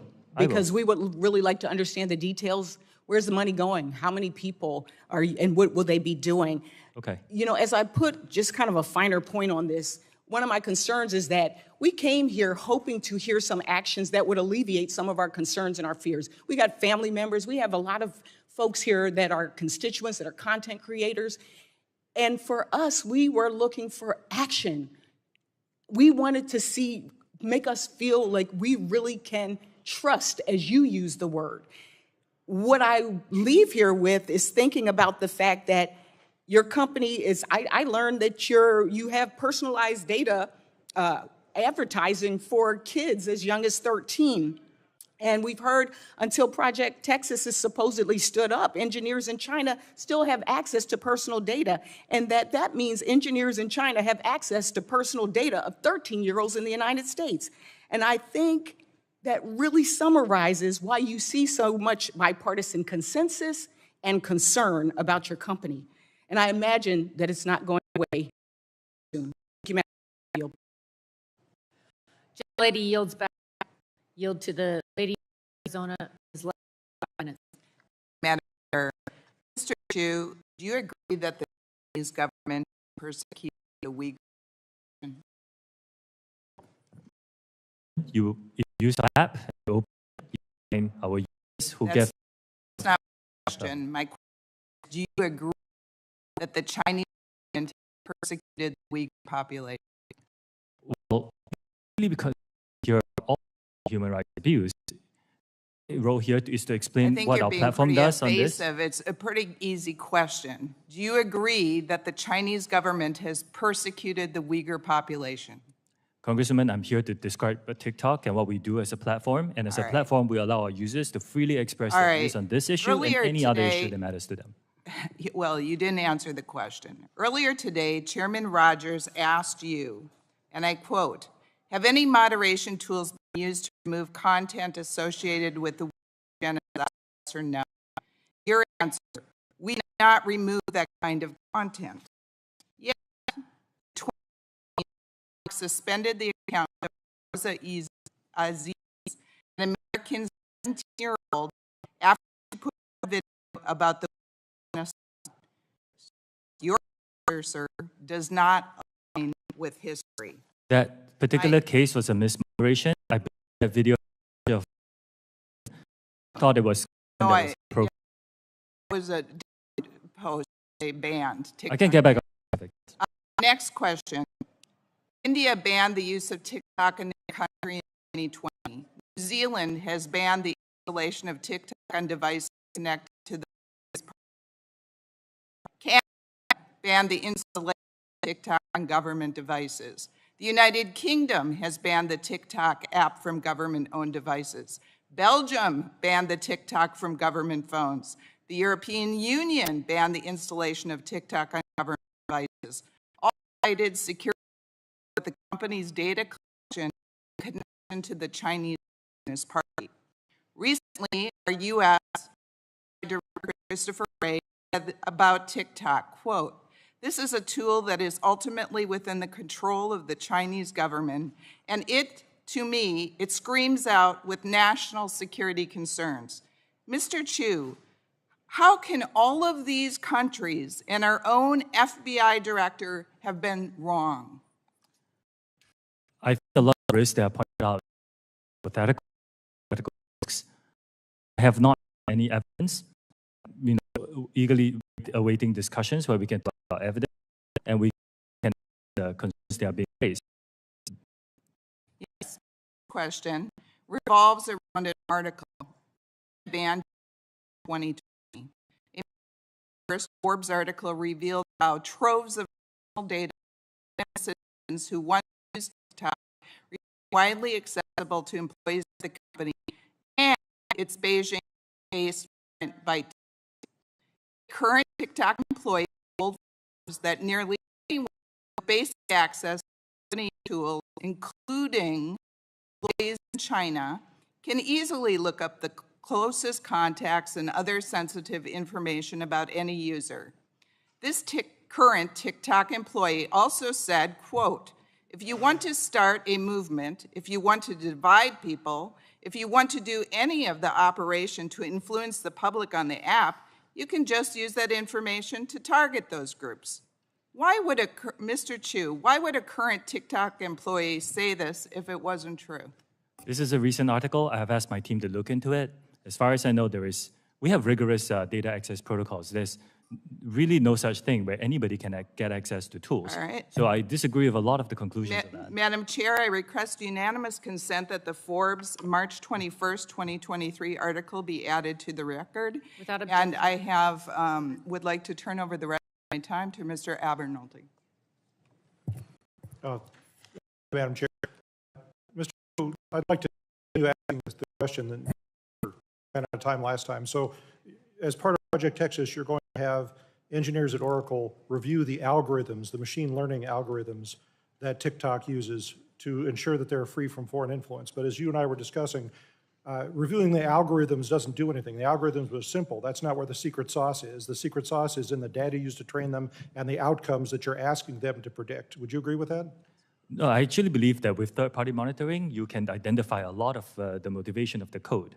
And with enough third-party expert, you can identify a lot of what the code is designed to do. But how would you verify that you couldn't ask the algorithm for a different outcome than the one that the rest of the source code is asking for? The algorithm will be trained with this. Again, it's very technical, but it will be trained based on weights, for example, and those are things that we can verify. What weights are you putting on likes? If you could give us a written response to that, I'd appreciate it because I'm interested. Thank you, Madam Chair. I yield back. Lady yields back, gentleman, lady yields back. Chair recognizes for 5 minutes, Mr. Thank you, Madam Chair. The genie's really out of the bottle on this now, so to speak. 150 million Americans are now on TikTok. That's almost half of America. They're expressing themselves in art and music, poetry, short film, comedy, among other creative expressions, and many of them are inspiring, talented young people. But we also on the committee recognize there's a darker side to it, right? Violence, adult themes, drug and alcohol, sexualization, suicide, all major issues on TikTok, but also Twitter, Facebook, YouTube, and other social media platforms. So the solution, as I see it, is to regulate TikTok and other social media platforms. And that job, Mr. Chu, as you know, really falls to us. There are real concerns, bipartisan common ground we've already had. We had a federal device ban that was voted on bipartisan in the omnibus, and I co-introduced a bill with my dear friend, Representative Kamek, about notices of that federal ban. Madam Chair, I think the first key is privacy. We have to pass the comprehensive legislation that got out of this community but eluded us in the last Congress. I'm really hoping we can get that done, and I'm really excited about hearing that from folks. The other thing is that TikTok needs to be an American company with American values. and end its ties to the Chinese Communist Party. This is something that'll be critical as we look and go forward. And then 3, we all agree we have to protect our kids. The committee should consider banning the use for children under 13 of not just TikTok, but all social media platforms, or at least empower parents. In addition, have rules of the road for teens that are 13 to 17 so that families can do what's right for their families. So for privacy, that's on us. Internet privacy is on us. As far as being an American company, Mr. Chu, as you know, the Committee on Foreign Investment in the United States at the Department of Treasury reviews foreign investment that affects national security. Right now, they've negotiated with your company about this Oracle setup that you've talked about, servers in an American company in America and Texas, and then Oracle would monitor the algorithms. But pressure is mounting. So, Mr. Chu, would TikTok to divest Byte and any Communist Party as the Department of Treasury instructed you to do? Congressman, I said my opening statement. I think to address the problem, I agree with you. I don't want to just with a lot of respect. American companies don't have good privacy and user security. So I do think that it is not. It is a lot of making sure we have project access, making sure that we're protecting and firewalling U.S. user data from unwanted foreign access, giving third parties to come in to have a look at this, and making sure that everybody is comfortable. We're giving transparency and third-party monitoring, and that's what we're doing for Project Texas. Well, I would at least encourage you all to start having the dialogue, should that be where the president and the Congress ends up going. The third thing is on parents. I had a concern of mine of I'm a parent of 2 teenagers, 14. We have a differentiated experience. I just now about experience very, very limited. If you're below 15 to 17, we actually see things. The first content that you see, we make sure that we remove could be mature themes from your feed. By do not allow to use direct messaging. Do not allow 16 accounts private by default and go below. We shut off you allow the live stream. Neither are you allowed to send gifts. So we take very seriously, and we will continue to build to ensure we're giving our 18 on our platform the only majority of our users. We still take it very seriously. Mr. Chu, I'd to continue thinking about how to get the word out to parents on some of these as well, as we hear privacy that will help provide. Thank you. Back. Yields back. Recognize the gentleman from Indiana, Mr. Pence, for 5 minutes. Thank you, Chairwoman Rogers and Ranking Member Pallone, for holding this hearing. I love both of your opening remarks. Like my colleagues have discussed today, our increasingly digital world leaves Hoosiers and all Americans in the dark about who has access to their information. For TikTok users, that could be third-party data brokers, advertisers, or the Chinese Communist Party. TikTok aggressively feeds addictive content to users to glean massive amounts of personal data that's worth a fortune. For Hoosiers watching at home, this isn't just data about your favorite sports team. You know, if there really are 150 million users in the U.S., this suggests to me that the CCP has a finger on the pulse of almost half our nation's population.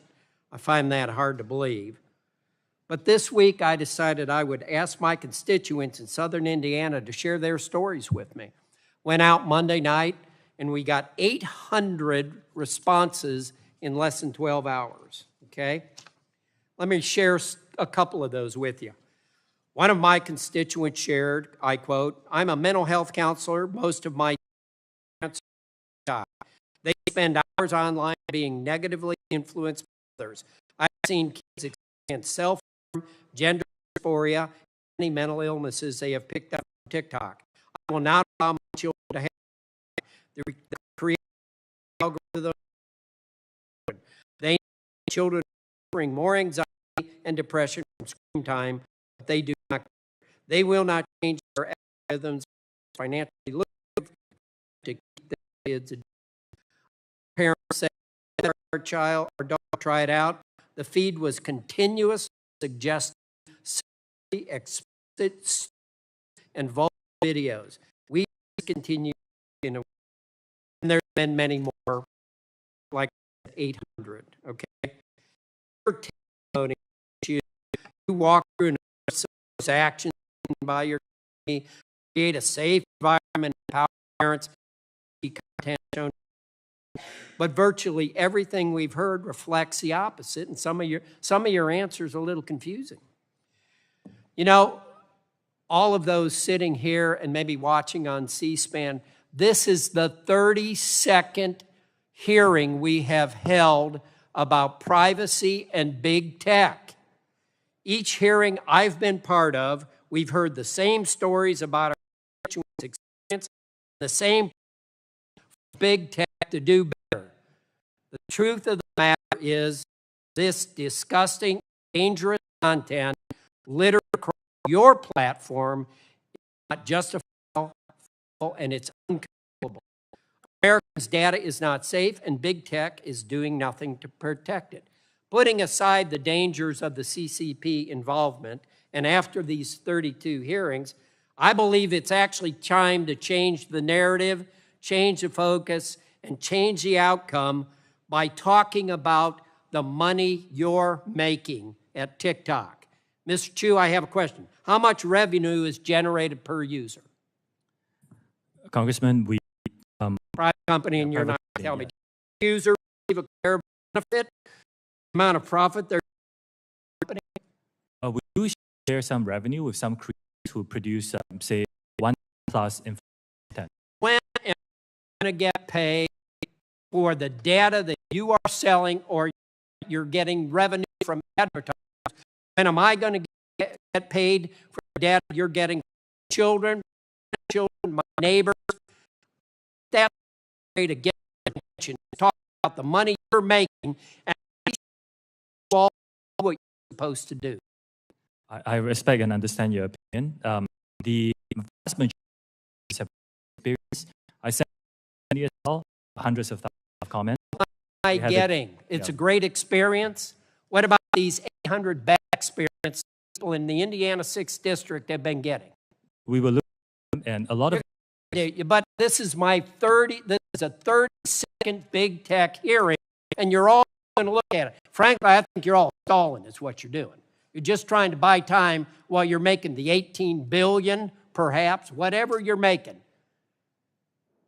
The majority of our users have a great experience on our platform. It is our duty to keep it safe. I agree with you. That's why our commitment is to make sure that safety is a priority for us. I think it's your duty to pay attention to what you're doing, and maybe you paying people for the information that you're getting from her is a way to get that done. Thank you. Yield back. Gentleman yields back. Chair recognizes gentlelady from Washington, Ms. Schreier, for 5 minutes. Thank you for being here, Mr. Chu. I'm really concerned about everything that we are hearing in this conversation today, and I appreciate your good intentions, but the actions are really falling short. As a pediatrician and the parent of a teenager, I'm particularly concerned about how social media generally, and TikTok specifically, is affecting our kids and teens. We just heard a lot about this from testimony from a psychologist. Last year, the American Academy of Pediatrics sounded the alarm about our children's mental health crisis. And as a pediatrician, I know this has been going on for more than a decade. In fact, it tracks perfectly with social media engagement. Pandemic, who are missing out on in-person interactions turned even more to social media to connect with friends. Social media is designed to be addicting. That's the business model. And your platform is addictive of all. Endless scrolling takes teens away from human relationships. And here's what's important. It keeps teens awake all night, well past their bedtime, at a time in their lives when sleep is critical for brain and physical development. In fact, sleep deprivation alone, ignoring even content alone, can cause depression, anxiety, social withdrawal, inattention, poor coping skills, and academic failure. So, Mr. Chu, I just want to follow up a little bit on what my colleague, Mr. Sarbanes, was discussing. It is your business model to keep eyes on the app, to keep it addictive. I know you likely have experts who have advised you on how to design this to keep those eyes on your platform for the longest possible time. So I want to know if you have psychologists or other health experts on staff looking at screen time, hours of use, and sleep. We worked with the Digital Wellness Lab, Congresswoman, and at the Boston Children's Hospital, and we came up with a 60-minute default limit for any users under 18. We were the first to do it in our industry. That is an opt-out, and I can tell you, they're going to immediately opt out. It is addictive. It's We like also give asking tools. a chain smoker not to take the next cigarette. It is not going to happen. And by the way, first I have a question, then I'll go back to Boston Children's. Mr. Sarbanes asked earlier, what is the percentage of teens who actually adhere to the 60-minute limit? I would need to check on those numbers and get back to you on specifics. I'd appreciate those numbers. I'm guessing it is an incredibly low percentage who actually heed that. Now, as far as Boston Children's goes, I know you're referring to them as a source for these ideas about go outside, get some air, take some time out. But I can tell you as a pediatrician, I'm guessing their suggestions were a little stronger than that. And so I'm wondering what is the next step? What are you doing when you find out that almost nobody is really opting out after 60 minutes to take this burden off of the kids and off of the parents and change your algorithms to make them not so hooked? We give our parents, as you pointed out, the family pairing tool. And in that tool, if you pair it with your teenager's phone, you can actually set a restriction, how many minutes. And we believe it's very important for parents, these conversations with their teenagers, so to decide what's best for their family.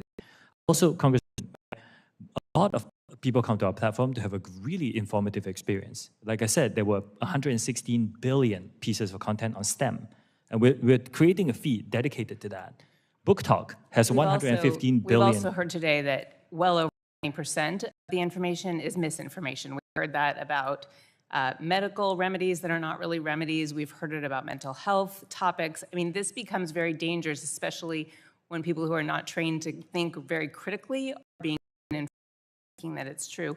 And you've said many times that the destructive information isn't available to kids, but it is. Like, we keep seeing examples here. And so I'm just wondering, what are you going to do with the algorithms? I mean, just because you're removing something like anorexia, bulimia, or eating disorder, that doesn't do it.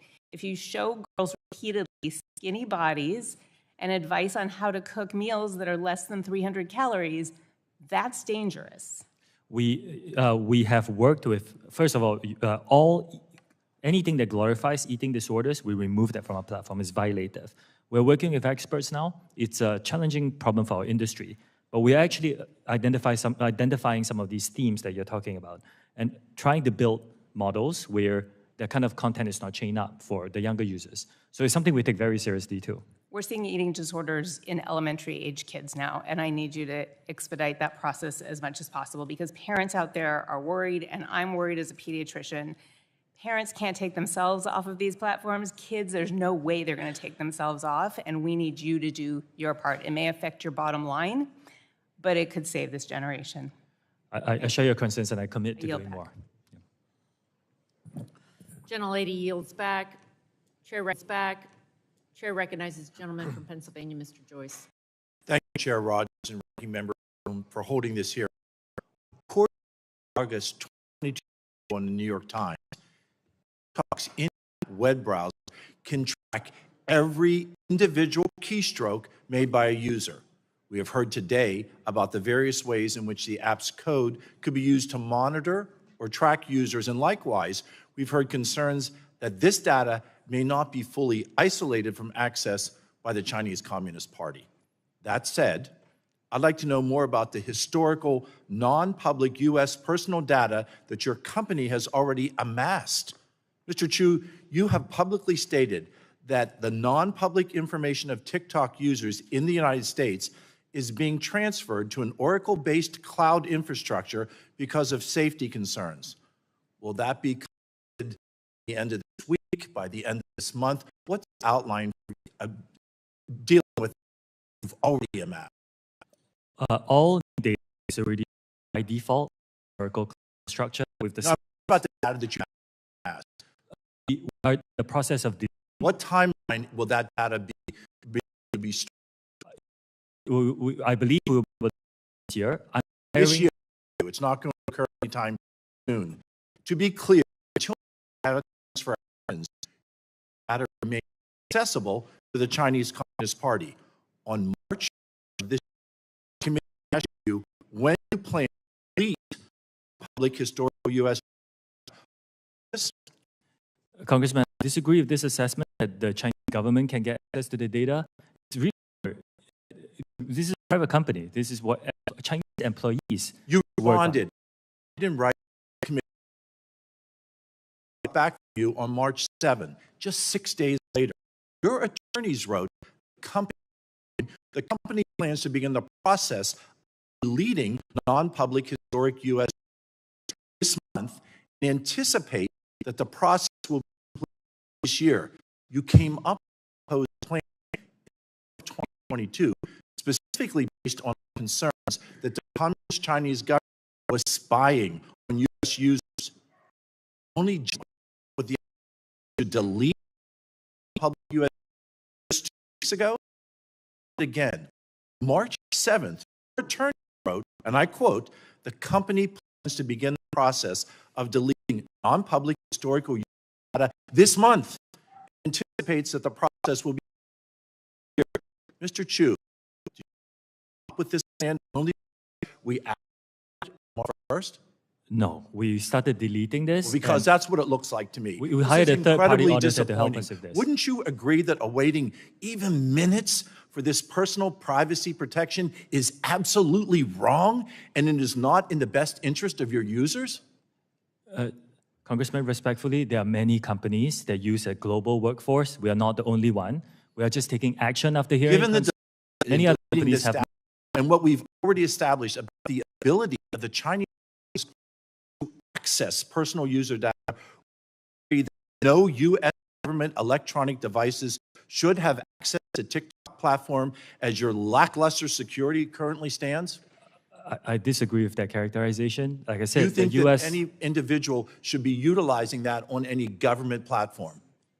I think the government devices shouldn't have no social media apps, to be honest. But And not targeted to us. TikTok.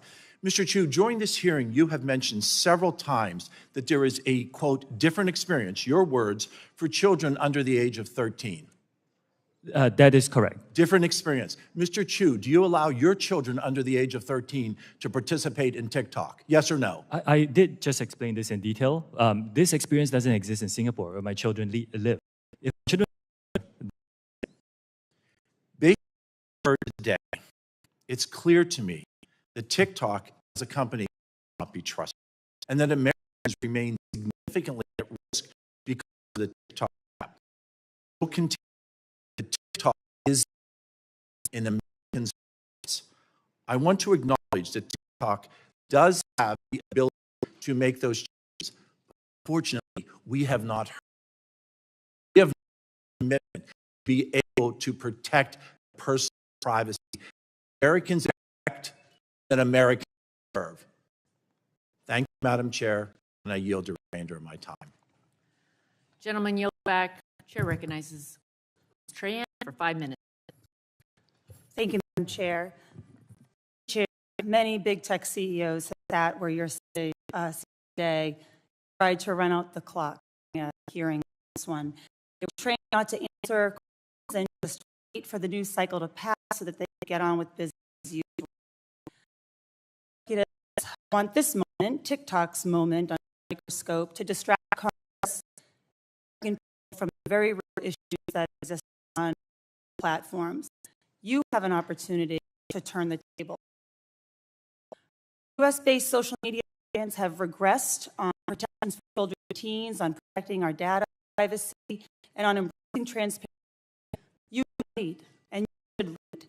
Last month, you announced that TikTok would expand access to its researcher API. I'm concerned that your new policy spark the fight. Actually, research that we, lawmakers, parents, and everyday TikTok users need. In fact, your terms of service demand that researchers delete their data at TikTok's unilateral direction. It's restrictions on how researchers can be published. only allows access to public data, which researchers already have access to within the app.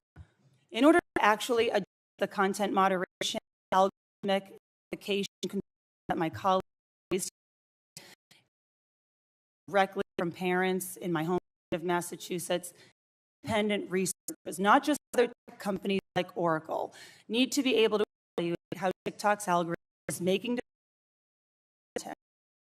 Mr. Chu, will you commit to expanding your AP to include data that would let researchers investigate how your algorithm is pushing content to users, whether it's showing up on your For You page, the hashtag page, or somewhere else? We are, one of the commitments I gave in the opening statement is a commitment to transparency and third-party monitoring. So, Congresswoman, I will look into the details of that and get back to you. And as well as the algorithm, including data on what types of users were targeted by the algorithm so that researchers can fully understand what content is being prioritized and who it's being pushed to. Again, we have a commitment to transparency. These are very important questions, and I will get back to you specifically. This same proposal required the researchers to provide free, exclusive, and perpetual, end quote, rights to their papers. This threatens to clash directly with well-established practices of exclusive publication rights in research journals. Mr. Chu, why does TikTok need those rights? I will need to get back to you on that specifics, if that's okay. Yes, I don't see how we can expect researchers to work under these terms and transparent. I'm going to shift gears at the time I have remaining, Mr. Chu. I'd like to talk about TikTok's efforts to protect children and users. In 2020, the UK appropriated code into a standard that you need to follow to protect children on your platform. You still operate in the United Kingdom, which means you should be in compliance with this code. So my question is simple. Will you commit to extending the protections currently afforded children in the UK to the millions of kids and teens who use your app here in the United States? We take the safety of the younger users on our platform very seriously. Approve it. And let me look at the specifics and bring some of the best across the world. But best practices are they're being executed around the world. We just want the same for our kids here. I mean, Mr. Chu, ago, you indicated interest in taking steps to earn trust, our trust. And to me, it hasn't happened today so far. But rather you've ducked behind industry standards and comparables to your competitors, which we know are woefully insufficient. I strongly urge you to consider these terms, these commitments, make the case for why you're different from your American competitors on transition. Listeners today really have anything tangible to point to. yes, I don't want to make excuses for our industry or ourselves. I think there's a lot of work that needs to be done. We take this very seriously. Nothing is it's not perfect. We need to keep investing to stay ahead of our growth. So I agree that we need to prioritize safety and continue to do that as part of our company. And well, I'll look forward to getting back your comments and your commitments and those updated. Yield back. Gentlelady yields back. Chair recognizes the gentleman from North Dakota, Mr. Armstrong, 5 minutes. Thank you, Madam Chair. We heard a lot today about the procedural safeguards, independent code reviews, server limitations, and the corporate independence between ByteDance and the CCP. Something else a little you pivot immediately to drug use in Singapore. You have absolutely tied yourself in knots to avoid criticizing the CCP treatment of the Uyghur population. First question, or we have access. The CCP demanded that ByteDance cover all of the data that they had on U.S. users in their possession, and ByteDance refused. I wonder what would happen. I wonder if Jack Ma might have an opinion on that, and I wonder if he'd be allowed to give it. But let's talk about Project Texas for a second. Project Texas envisions a new US-based TikTok subsidiary. You have stated that this arrangement is unprecedented. I'd argue the reason it's unprecedented is because it requires continual oversight and monitoring by the U.S. of a private business because it poses a national security threat. The new subsidiary's board would report to and be approved by CFIUS. CFIUS will also specify hiring requirements as well as interact with Oracle as it performs its data role. That is an extraordinary corporate governance structure. I have questions whether it complies with corporate law and fiduciary duty to shareholders. Yet the core concern is that the proposes unparalleled integration with the U.S. government with a private company, which will require significant government resources. All of that to allow a continued operation of a social media platform that has serious national security implications. And CFIUS's workloads already dramatically increased in recent years, with a 30% increase in declarations and a 45% increase in joint voluntary notices. And there's bipartisan consensus that CFIUS needs to be expanded as we speak. Mr. Chu, can you identify a similar corporate arrangement that requires federal government to expand such resources to monitor and allege data privacy? Congressman, I'm not an expert on this. I asked similar, but I'm not. One, I find the UK, the cyber evaluation in 2002 to assess Huawei and detect malicious and guard now. That's while the United Kingdom kicked out of Britain. You said that TikTok 1.5 billion in Project Tech. Are you aware of any discussion or proposals that entail TikTok funding or offsetting the costs of CFIUS? Those discussions are, I need to get back on you on specifics, but I can tell you, yes, we did spend approximately $1.5 billion on our side. You spent $1.5 billion on Project Texas. But do you have any, you agree that if CFIUS takes on this role, they're going to need a massive influx of dollars in human resources, right?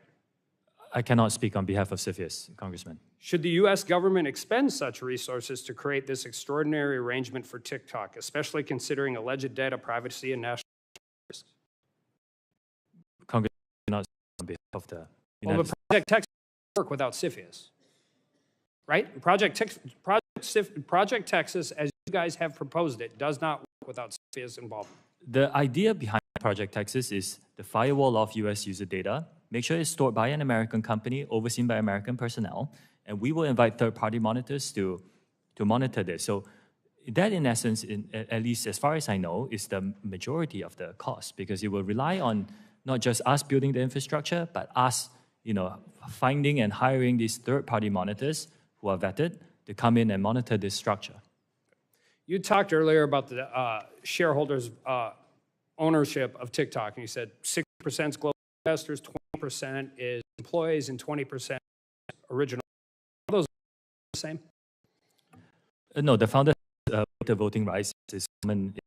So, as far as a share of zoning by if the Chinese Communist Party is government Chinese Communist Party, do you know what their share of ByteDance? Doesn't have voting rights in ByteDance. Chinese Communist Party members is a different question. Do the founders control the voting bloc of ByteDance's shares? I do know that the founder himself is not a member of the Communist Party. I don't know the political affiliation of our employees because it's not something to ask. Does the Chinese government have a political affiliation of citizens? I cannot answer that question on their behalf.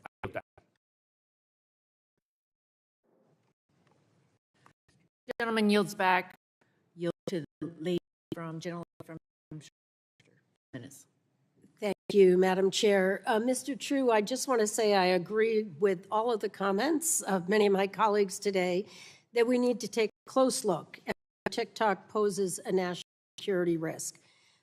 For today, I'm going to focus my limited time on how TikTok can better protect its youngest users.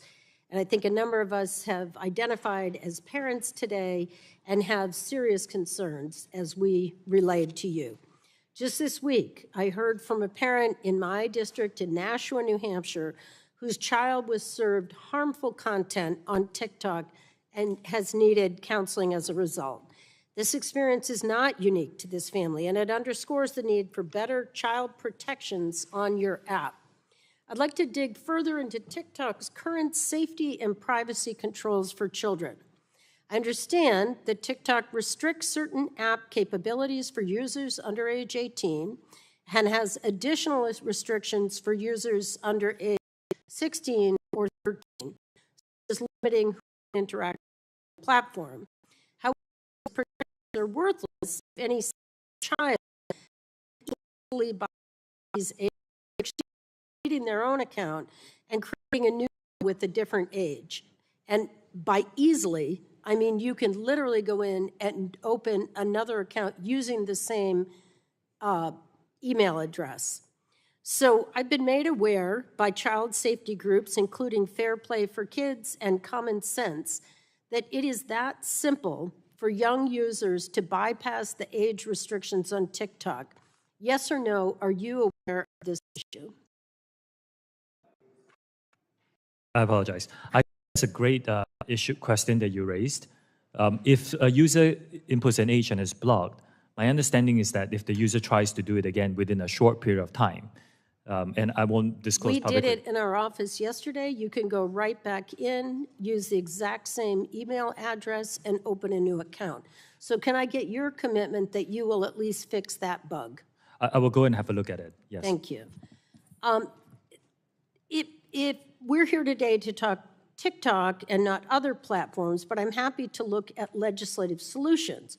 In the interim, TikTok has a responsibility to do more to protect its young users, and I will accept your commitment to take a look at fixing that issue. Will you, let's see.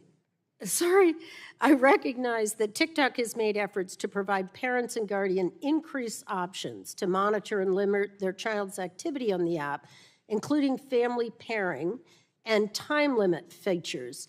But I still have concerns. In order to access family pairing, parents then must download the app onto their phone. And this sounds like a design to lure more users onto the app rather than a practical safety feature. Furthermore, downloading the app may not be a viable option for many parents. Mr. Chu, will TikTok commit to developing other methods for parents to monitor their child's use of the app without having to download the app on? I can look into that specifically and get back to you, but the pairing that you mentioned is a very good tool that we develop. I encourage parents with this it's not to use perfect it. tool. Let me just, one of my concerns is that the minimum time limit TikTok lets parents set for their children is 40 minutes, which for young kids is a very long period of time. Actually, giving parents would mean providing them the freedom to set the screen time that makes sense for their family. Now, I've got a copy of the app page that shows 4 options you commit to add so that the parent easily their own screen time limit. I can take a look at that. I think it's important. I think parents are looking for control. They're looking to allow their family to use these apps without TikTok taking over their child's media use.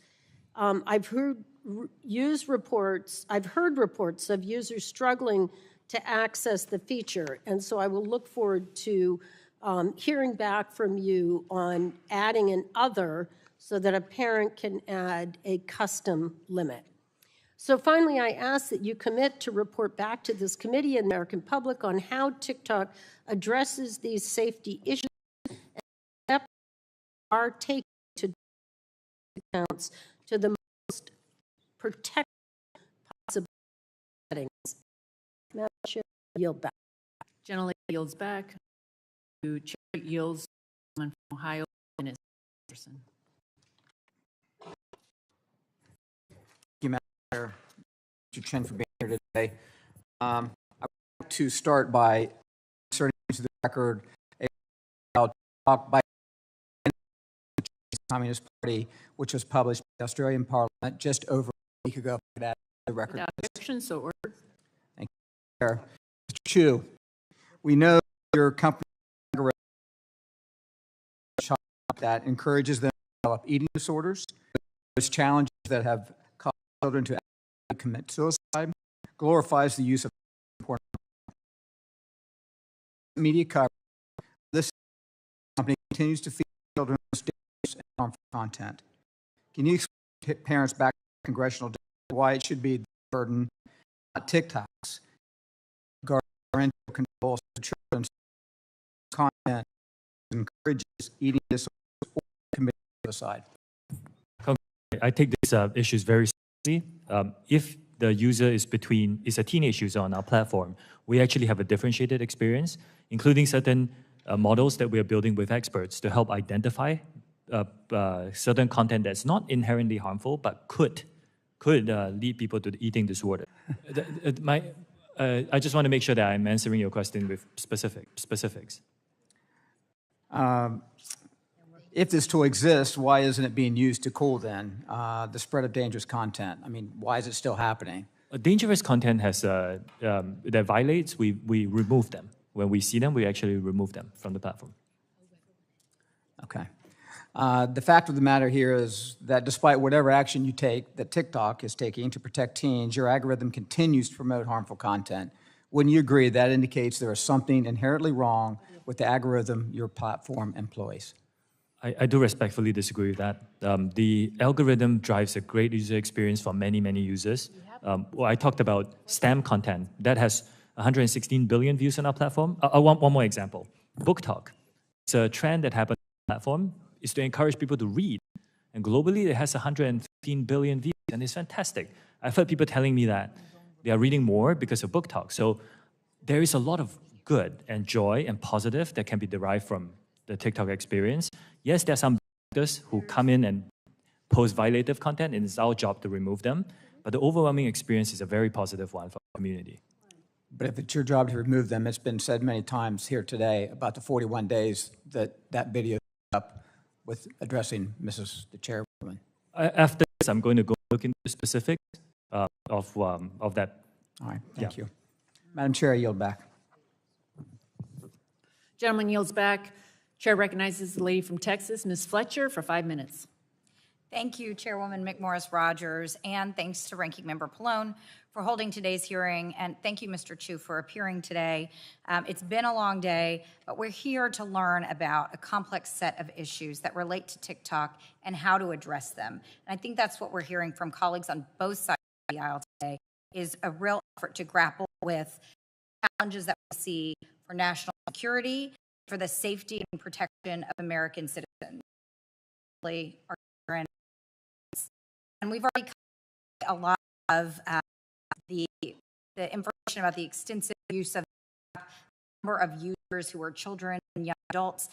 I think it repeats VC mentioned. TikTok is the preferred platform of young Americans for all kinds of and important things, and we've seen that. But there are some dangerous things that we know and can use for, and that data that's collected is posing additional dangers. And that's what we're here for. Most people using TikTok do not realize that TikTok is collecting data about their keystrokes or about their browsing history on other sites and so much more.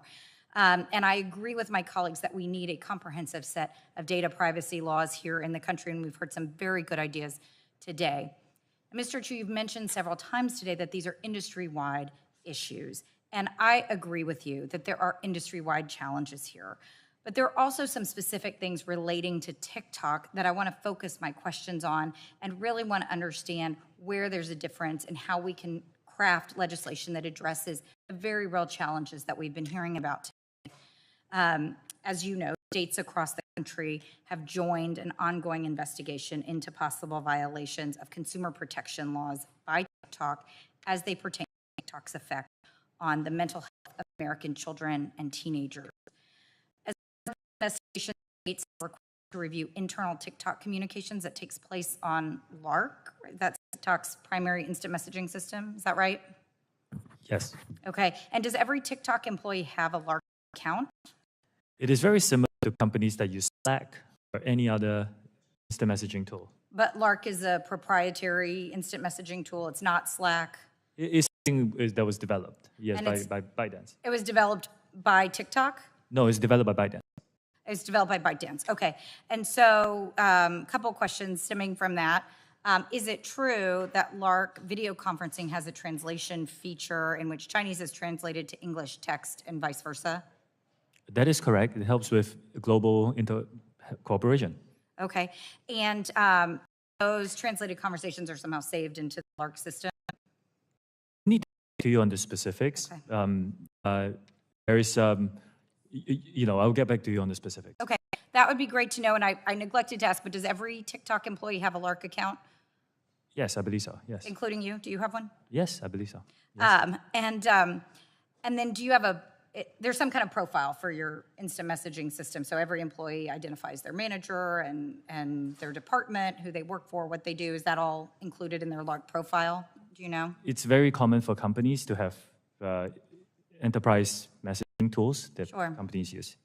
It does, and I guess I'm asking specifically about Lark since it's specific to TikTok, whether it includes information like identifying who, for example, your manager is.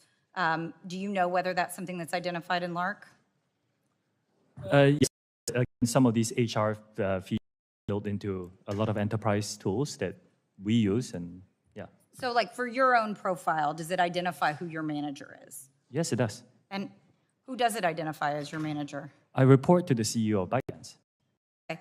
And so that is Zhang Yiming. Is that identified as your manager? That's the former CEO. He has stepped down from the board and as the CEO, yes. Okay. So Mr. Rubo is identified now as your manager on yes. the system? Okay. And as you mentioned, it was developed by ByteDance, so it's not just used by TikTok employees, it's also used by ByteDance employees, is that right? Also by other companies now. I think Lark is selling it, and it's a good tool for instant messaging. So Lark is available to third parties outside of the ByteDance system as well, like yes. Slack? And do you personally ever use Lark to communicate with ByteDance? With employees at ByteDance? Yes, I do. You do, okay. Well, I'm running out of time, and I'm sorry to say, because this is really interesting. I do think it underscores some of the concerns that have been raised in this hearing. So I think clear we have work we need to continue to do here in the Congress to address data protection and privacy. And with that, Madam Chairwoman, I thank you, and I will yield back. Gentlelady yields back. Committee stands in recess and will reconvene immediately following the third vote being called. Bathroom.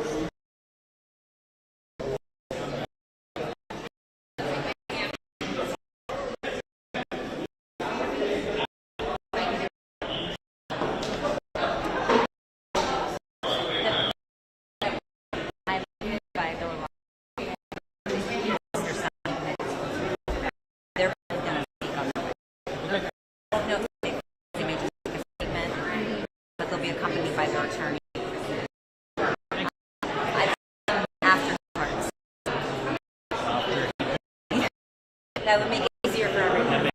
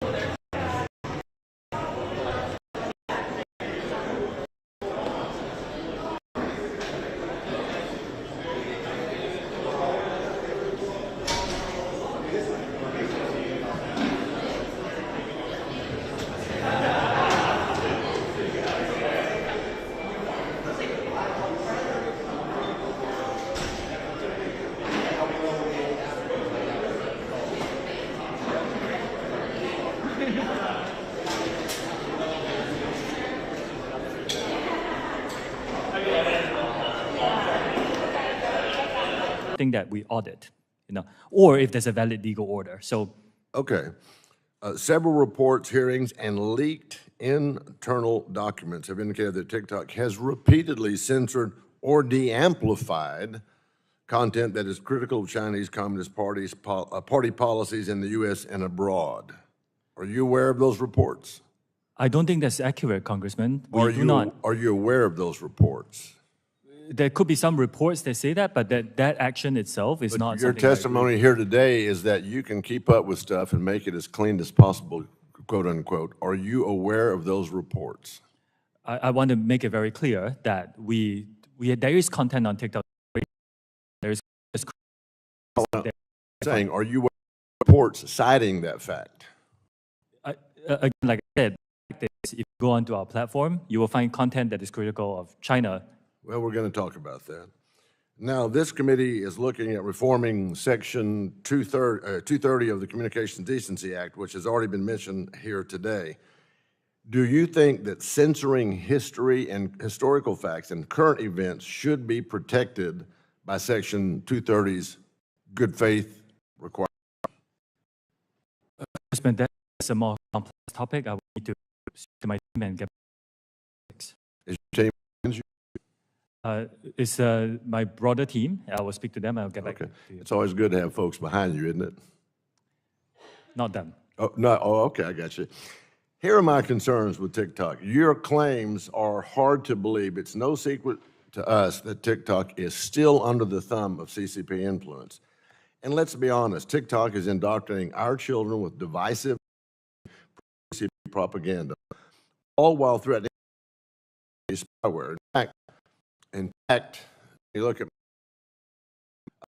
exchange in your exchange with Congressman Epshu, you said that, quote, extreme fitness videos shouldn't be viewed too much. Do you remember that exchange here today? What extremist videos? With Anna Epshu out of California. Any content that is has extremist content is not allowed on our platform, and we identify them. Was that also true about the gun video that you saw today? Was that extreme content that should have been taken down? I would need to look at the specifics of the whole video. There was a bit of lag just now. We couldn't see the whole video. Okay, you know it threatened our committee chair here. That is unacceptable. Okay. And, so you're aware of that extreme video. And why did it take 40 plus days to get it down? Does it take literally an act of Congress, committee hearing time every day, time there's something that we the comment on TikTok? Should Congress plan to do that, Mr. Hsu? Work very hard to move data. Okay, well, let me move on. I ask you ways you said you keep information private. Now you know how we feel about American public. We prefer to keep it private as we don't talk. Oh, Madam Chair, time is up. And the committee gets this way. TikTok time is up. Madam Chair, if I may, in my response to an earlier question. Gentlemen, I'm sorry, gentleman expired. Yeah, I recognize Mr. Reese from California. Thank you, Chair Rogers. I echo my colleagues' concerns about TikTok's impacts on the health and well-being of the American public. As a doctor and the ranking member of the Select Subcommittee on the Coronavirus Pandemic, I am troubled that TikTok is rife with medically inaccurate information, including dangerous misinformation and the intentional disinformation about COVID-19 and vaccines. TikTok's community guidelines state that the company will remove content or accounts that involve, quote, misleading information that causes significant harm, unquote. However, since the early stages of the pandemic, TikTok has been used as a platform for people pushing misinformation, disinformation, including by those casting doubt on the safety and efficacy of life-saving vaccines. And despite TikTok's pledge to address harmful misinformation, these videos are being viewed millions of times. For example, the Institute for Strategic Dialogue found that a sample of 124 TikTok videos containing vaccine misinformation 20 million times. Media Matters found that a sample of videos, COVID-19 misinformation, over 57 million times. Another shocking study. The Journal of American Medical Informatics Association found that when searching hashtag, quote, coronavirus on TikTok, almost 30% of the videos that came up contained misinformation. Videos in that sample containing a high level of misinformation were viewed a median of 9.4 million times. Mr. Chu, why are these dangerous videos falling through the cracks of your company's efforts to enforce community guidelines and remove harmful misinformation? Before I answer that, in my response, you're in my Chu. You're in my time. Answer the question. I understand, but if I'd like to clarify. Clarified 5 minutes. Okay. Time. Your time now. My question. Yes, any dangerous misinformation is we partner with third experts to be able to identify and subject to expertise that we recognize. We will to the policies to recognize and remove. Your efforts have failed, and they're dangerous. Okay, it's public health risks that you're putting millions of people's lives at risk for not being able to do a better job. And I'm concerned that TikTok's features make it users uniquely vulnerable to the spread of this misinformation. For example, TikTok makes it extremely easy to reuse audio and videos to create content, which allows misinformation to quickly spread through the platform. And TikTok's algorithm to recommend videos means that a user viewing one video containing misinformation can easily result in their quote-unquote For You page becoming filled with videos containing similar misinformation. This is a dangerous feedback loop. So is TikTok taking any action to modify these features so that they no longer facilitate the spread of this misinformation or this misinformation feedback loop? Congressman, again, like I said, any dangerous mis or disinformation, we work with third parties to recognize that, and it's proactively removed from our platform. Okay, so it doesn't need to get into those loops at all. So I can go back and read you the data and the Journal of American Medical Informatics. 30% of videos after searching for hashtag coronavirus misinformation, like almost 1 out of 3, your third party and your company are missing almost 1 out of 3 misinformed videos.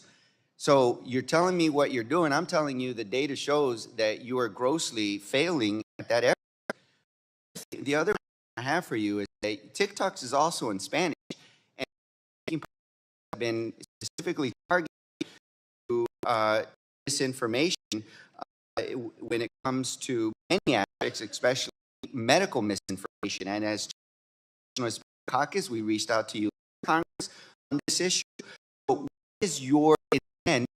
What does your decisions that oftentimes put them at risk in exposures and their families at risk? And with the coronavirus, especially prior to the vaccines, the risk was their life.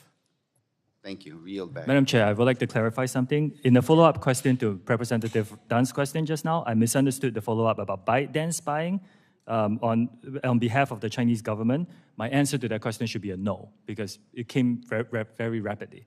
I just want to clarify that. Gentleman's time has expired. Gentleman, or the chair recognizes the gentleman from Idaho, Mr. Fulcher.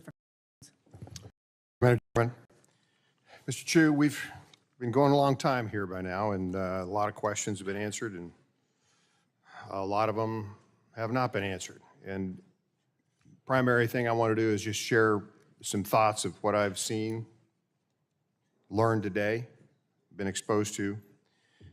First of all, I've got to compliment you on having a product that's impressive. It is a very influential tool. It is addictive, and that's what you want users to be exposed to, is something addictive.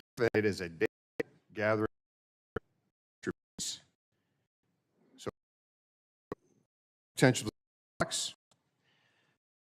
connect like-minded people with that artificial intelligence capability in viral and perhaps spread information quicker, better than anything else that's been developed out there. Now, I'm just going to tell you, I'm not a subscriber, or at least a willing subscriber.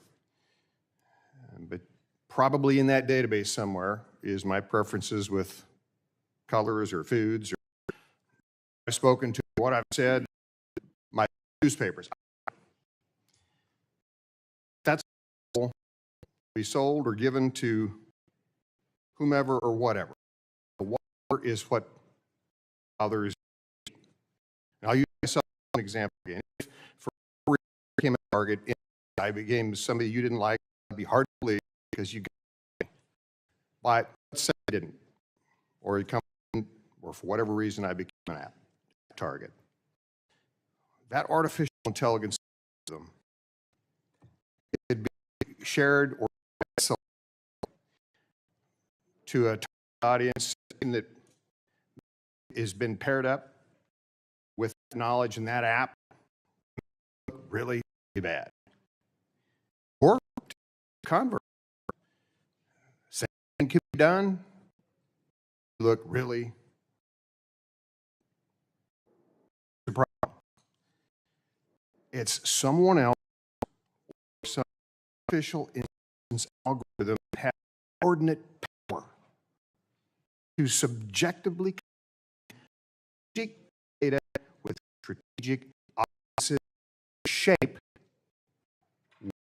what's in want. I've equipped, not even knowing. Process could apply to anyone or anything. There's the danger. It could be the President of the United States. It could be their kids. It could be a company. It could be a political party. It could be a news outlet. Anything could be targeted for that selective viral spread of just some information. Mr. Chu, this may be genius, but that doesn't make it fair. It doesn't make it good, and it doesn't make it accountable. I wouldn't want my government to have that ability. I wouldn't want a company or a political party or my friend August here or my mother to have that capability. I don't want that to be accessible to anyone in China. There's no question it's got immense value. As you're here, because it's been a fun day. I know that. Hasn't been a fun day for us either.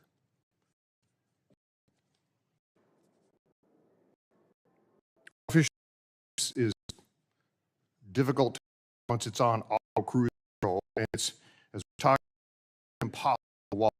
I know the idea, I know about databases, I know about corruption of those databases. Very difficult to wall things off. But it acts like Big Brother. And that's got to stop. Madam Chair, I yield Will the back. gentleman yield? Gentleman yields back. The gentleman yield?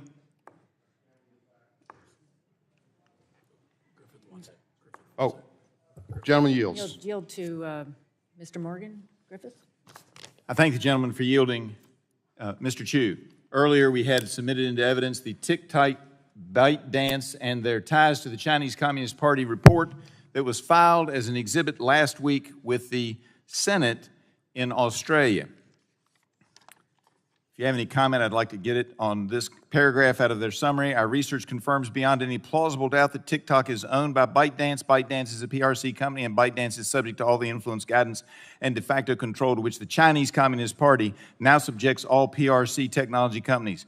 We show in this report how the CCP and the PRC state agencies together, the party state, have extended their ties into ByteDance to the point that the company can no longer be accurately described as a private enterprise. You keep calling it a private enterprise, but all the countries in the world are saying it's not a private enterprise, it's part of the Chinese Communist Party. What say you, sir, yes or no? Is it part of the Chinese Communist Party, as everybody thinks, or are you still living in some mystical world? I disagree with many conclusions. So you're living in the that mystical report. world. I yield back. Gentleman yields back.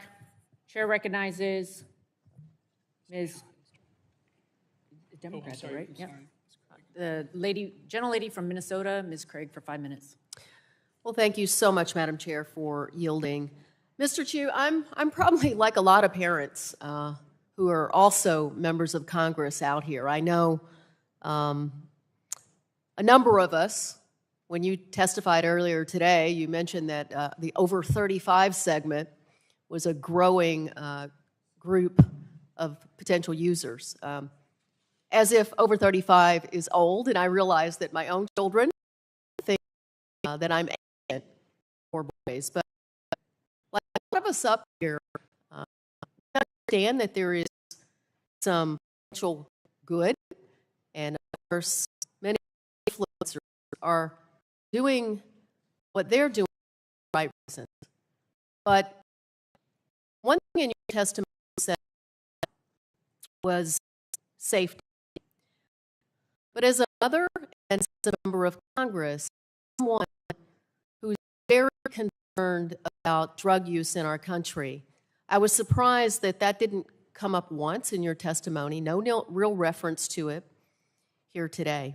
You know, I've raised my concerns in general about social media platforms serving as an illegal marketplace for drugs in prior big tech hearings, and I plan to continue that focus during today's hearing. Mr. Chu, a March 8th, 2023 article in the Washington Post detailed the fact that TikTok has made little progress in combating the sale of illegal drugs on your platform. In fact, Colorado Attorney General Phil Weiser said that getting drugs on a platform like yours was nearly as convenient as using a phone to order a pizza or call an Uber. That same article mentions that law enforcement agencies have been frustrated by TikTok's lack of competition in the form of data sharing. In my view, TikTok has taken little action in response to this crisis. According to a May 2022 blog post from TikTok, you donated $125,000, or 0.001% of your 22 revenue, to an anti-drug effort on your platform in the form of ad credits. You also redirected hashtag drugs, hashtag fentanyl, and other obvious hashtags away from posts selling drugs to a community resources page, as if a teenager looking for drugs is going to look for them at hashtag drugs.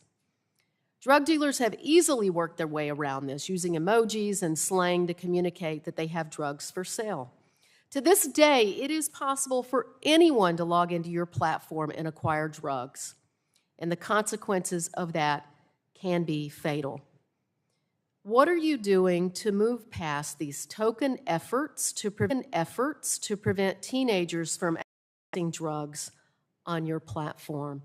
Look, as parents up here today, we may not understand everything about your platform. I'm not a tech guru. Many of us up here may not use exactly the right language, but we know when our kids are at risk, and our kids are at risk on your platform. So what are you going to do to move past these previous token efforts?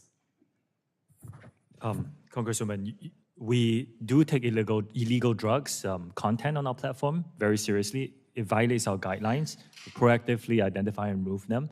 And as you pointed out, if anybody searches for any drugs on our platform, we do point them to resources to help them with that. At the same time, we have also taken product changes. Like, for example, we don't allow our under 16 users to use direct messaging. And the reason is because, we wanted to, there was a trade-off here. And we believe that, it will protect these younger users better from getting contacts from people trying to push illegal activity. So we will continue to work on it. Again, no company can be perfect at this. We're not saying we are. Mr. Chu, I, with all due respect, the no company can be perfect line has been used way too much today. I'm going to reclaim my time.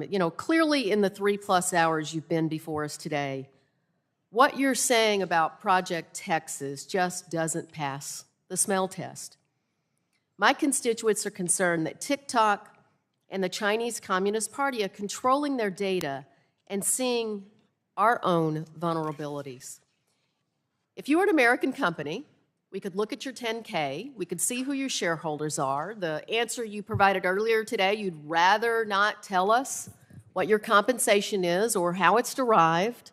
Well, no American CEO would like to tell us that, but they have to because they're an American company. So what you're doing down in Texas is It's all well and good, but it is not enough for us to be convinced that our privacy is not at risk. So how can you say that you're protecting American users' privacy with the CCP being so heavily involved with ByteDance? It's not possible. China won't even carry your product. How is it that you can convince us that our privacy is not at risk? And more than that, our kids' privacy is not at risk in this country. In my Gentleman from Georgia, Mr. Allen. Madam Chair, thank you, Mr. Chief, for being here today. In September 2021, the Wall Street Journal published an article titled "How TikTok Serves Up Sex and Drug Videos to Minors." This article gives a thrilling depiction of the type of content that TikTok's algorithm is curating for children. This article claims that your application served an account that was registered as a 13-year-old videos about abuse. It referenced to cocaine, meth addiction, and promotional videos for online sales of drugs. The algorithm was also found to have delivered countless videos depicting, quote, pornography and other adult content to the device of an account that was registered as a 13-year-old. Could you please explain to the members of this committee and parents across the country why your company deems it acceptable for such inappropriate content to be prominently featured on a Child's For You page? A lot of the content that you mentioned, Congressman, are violative of our own policies, and we don't think they're acceptable, and we will remove them when we identify them. We take this very seriously. I mentioned this. This is an industry-wide challenge. We're investing as much as we can. We don't experience TikTok, but it does happen.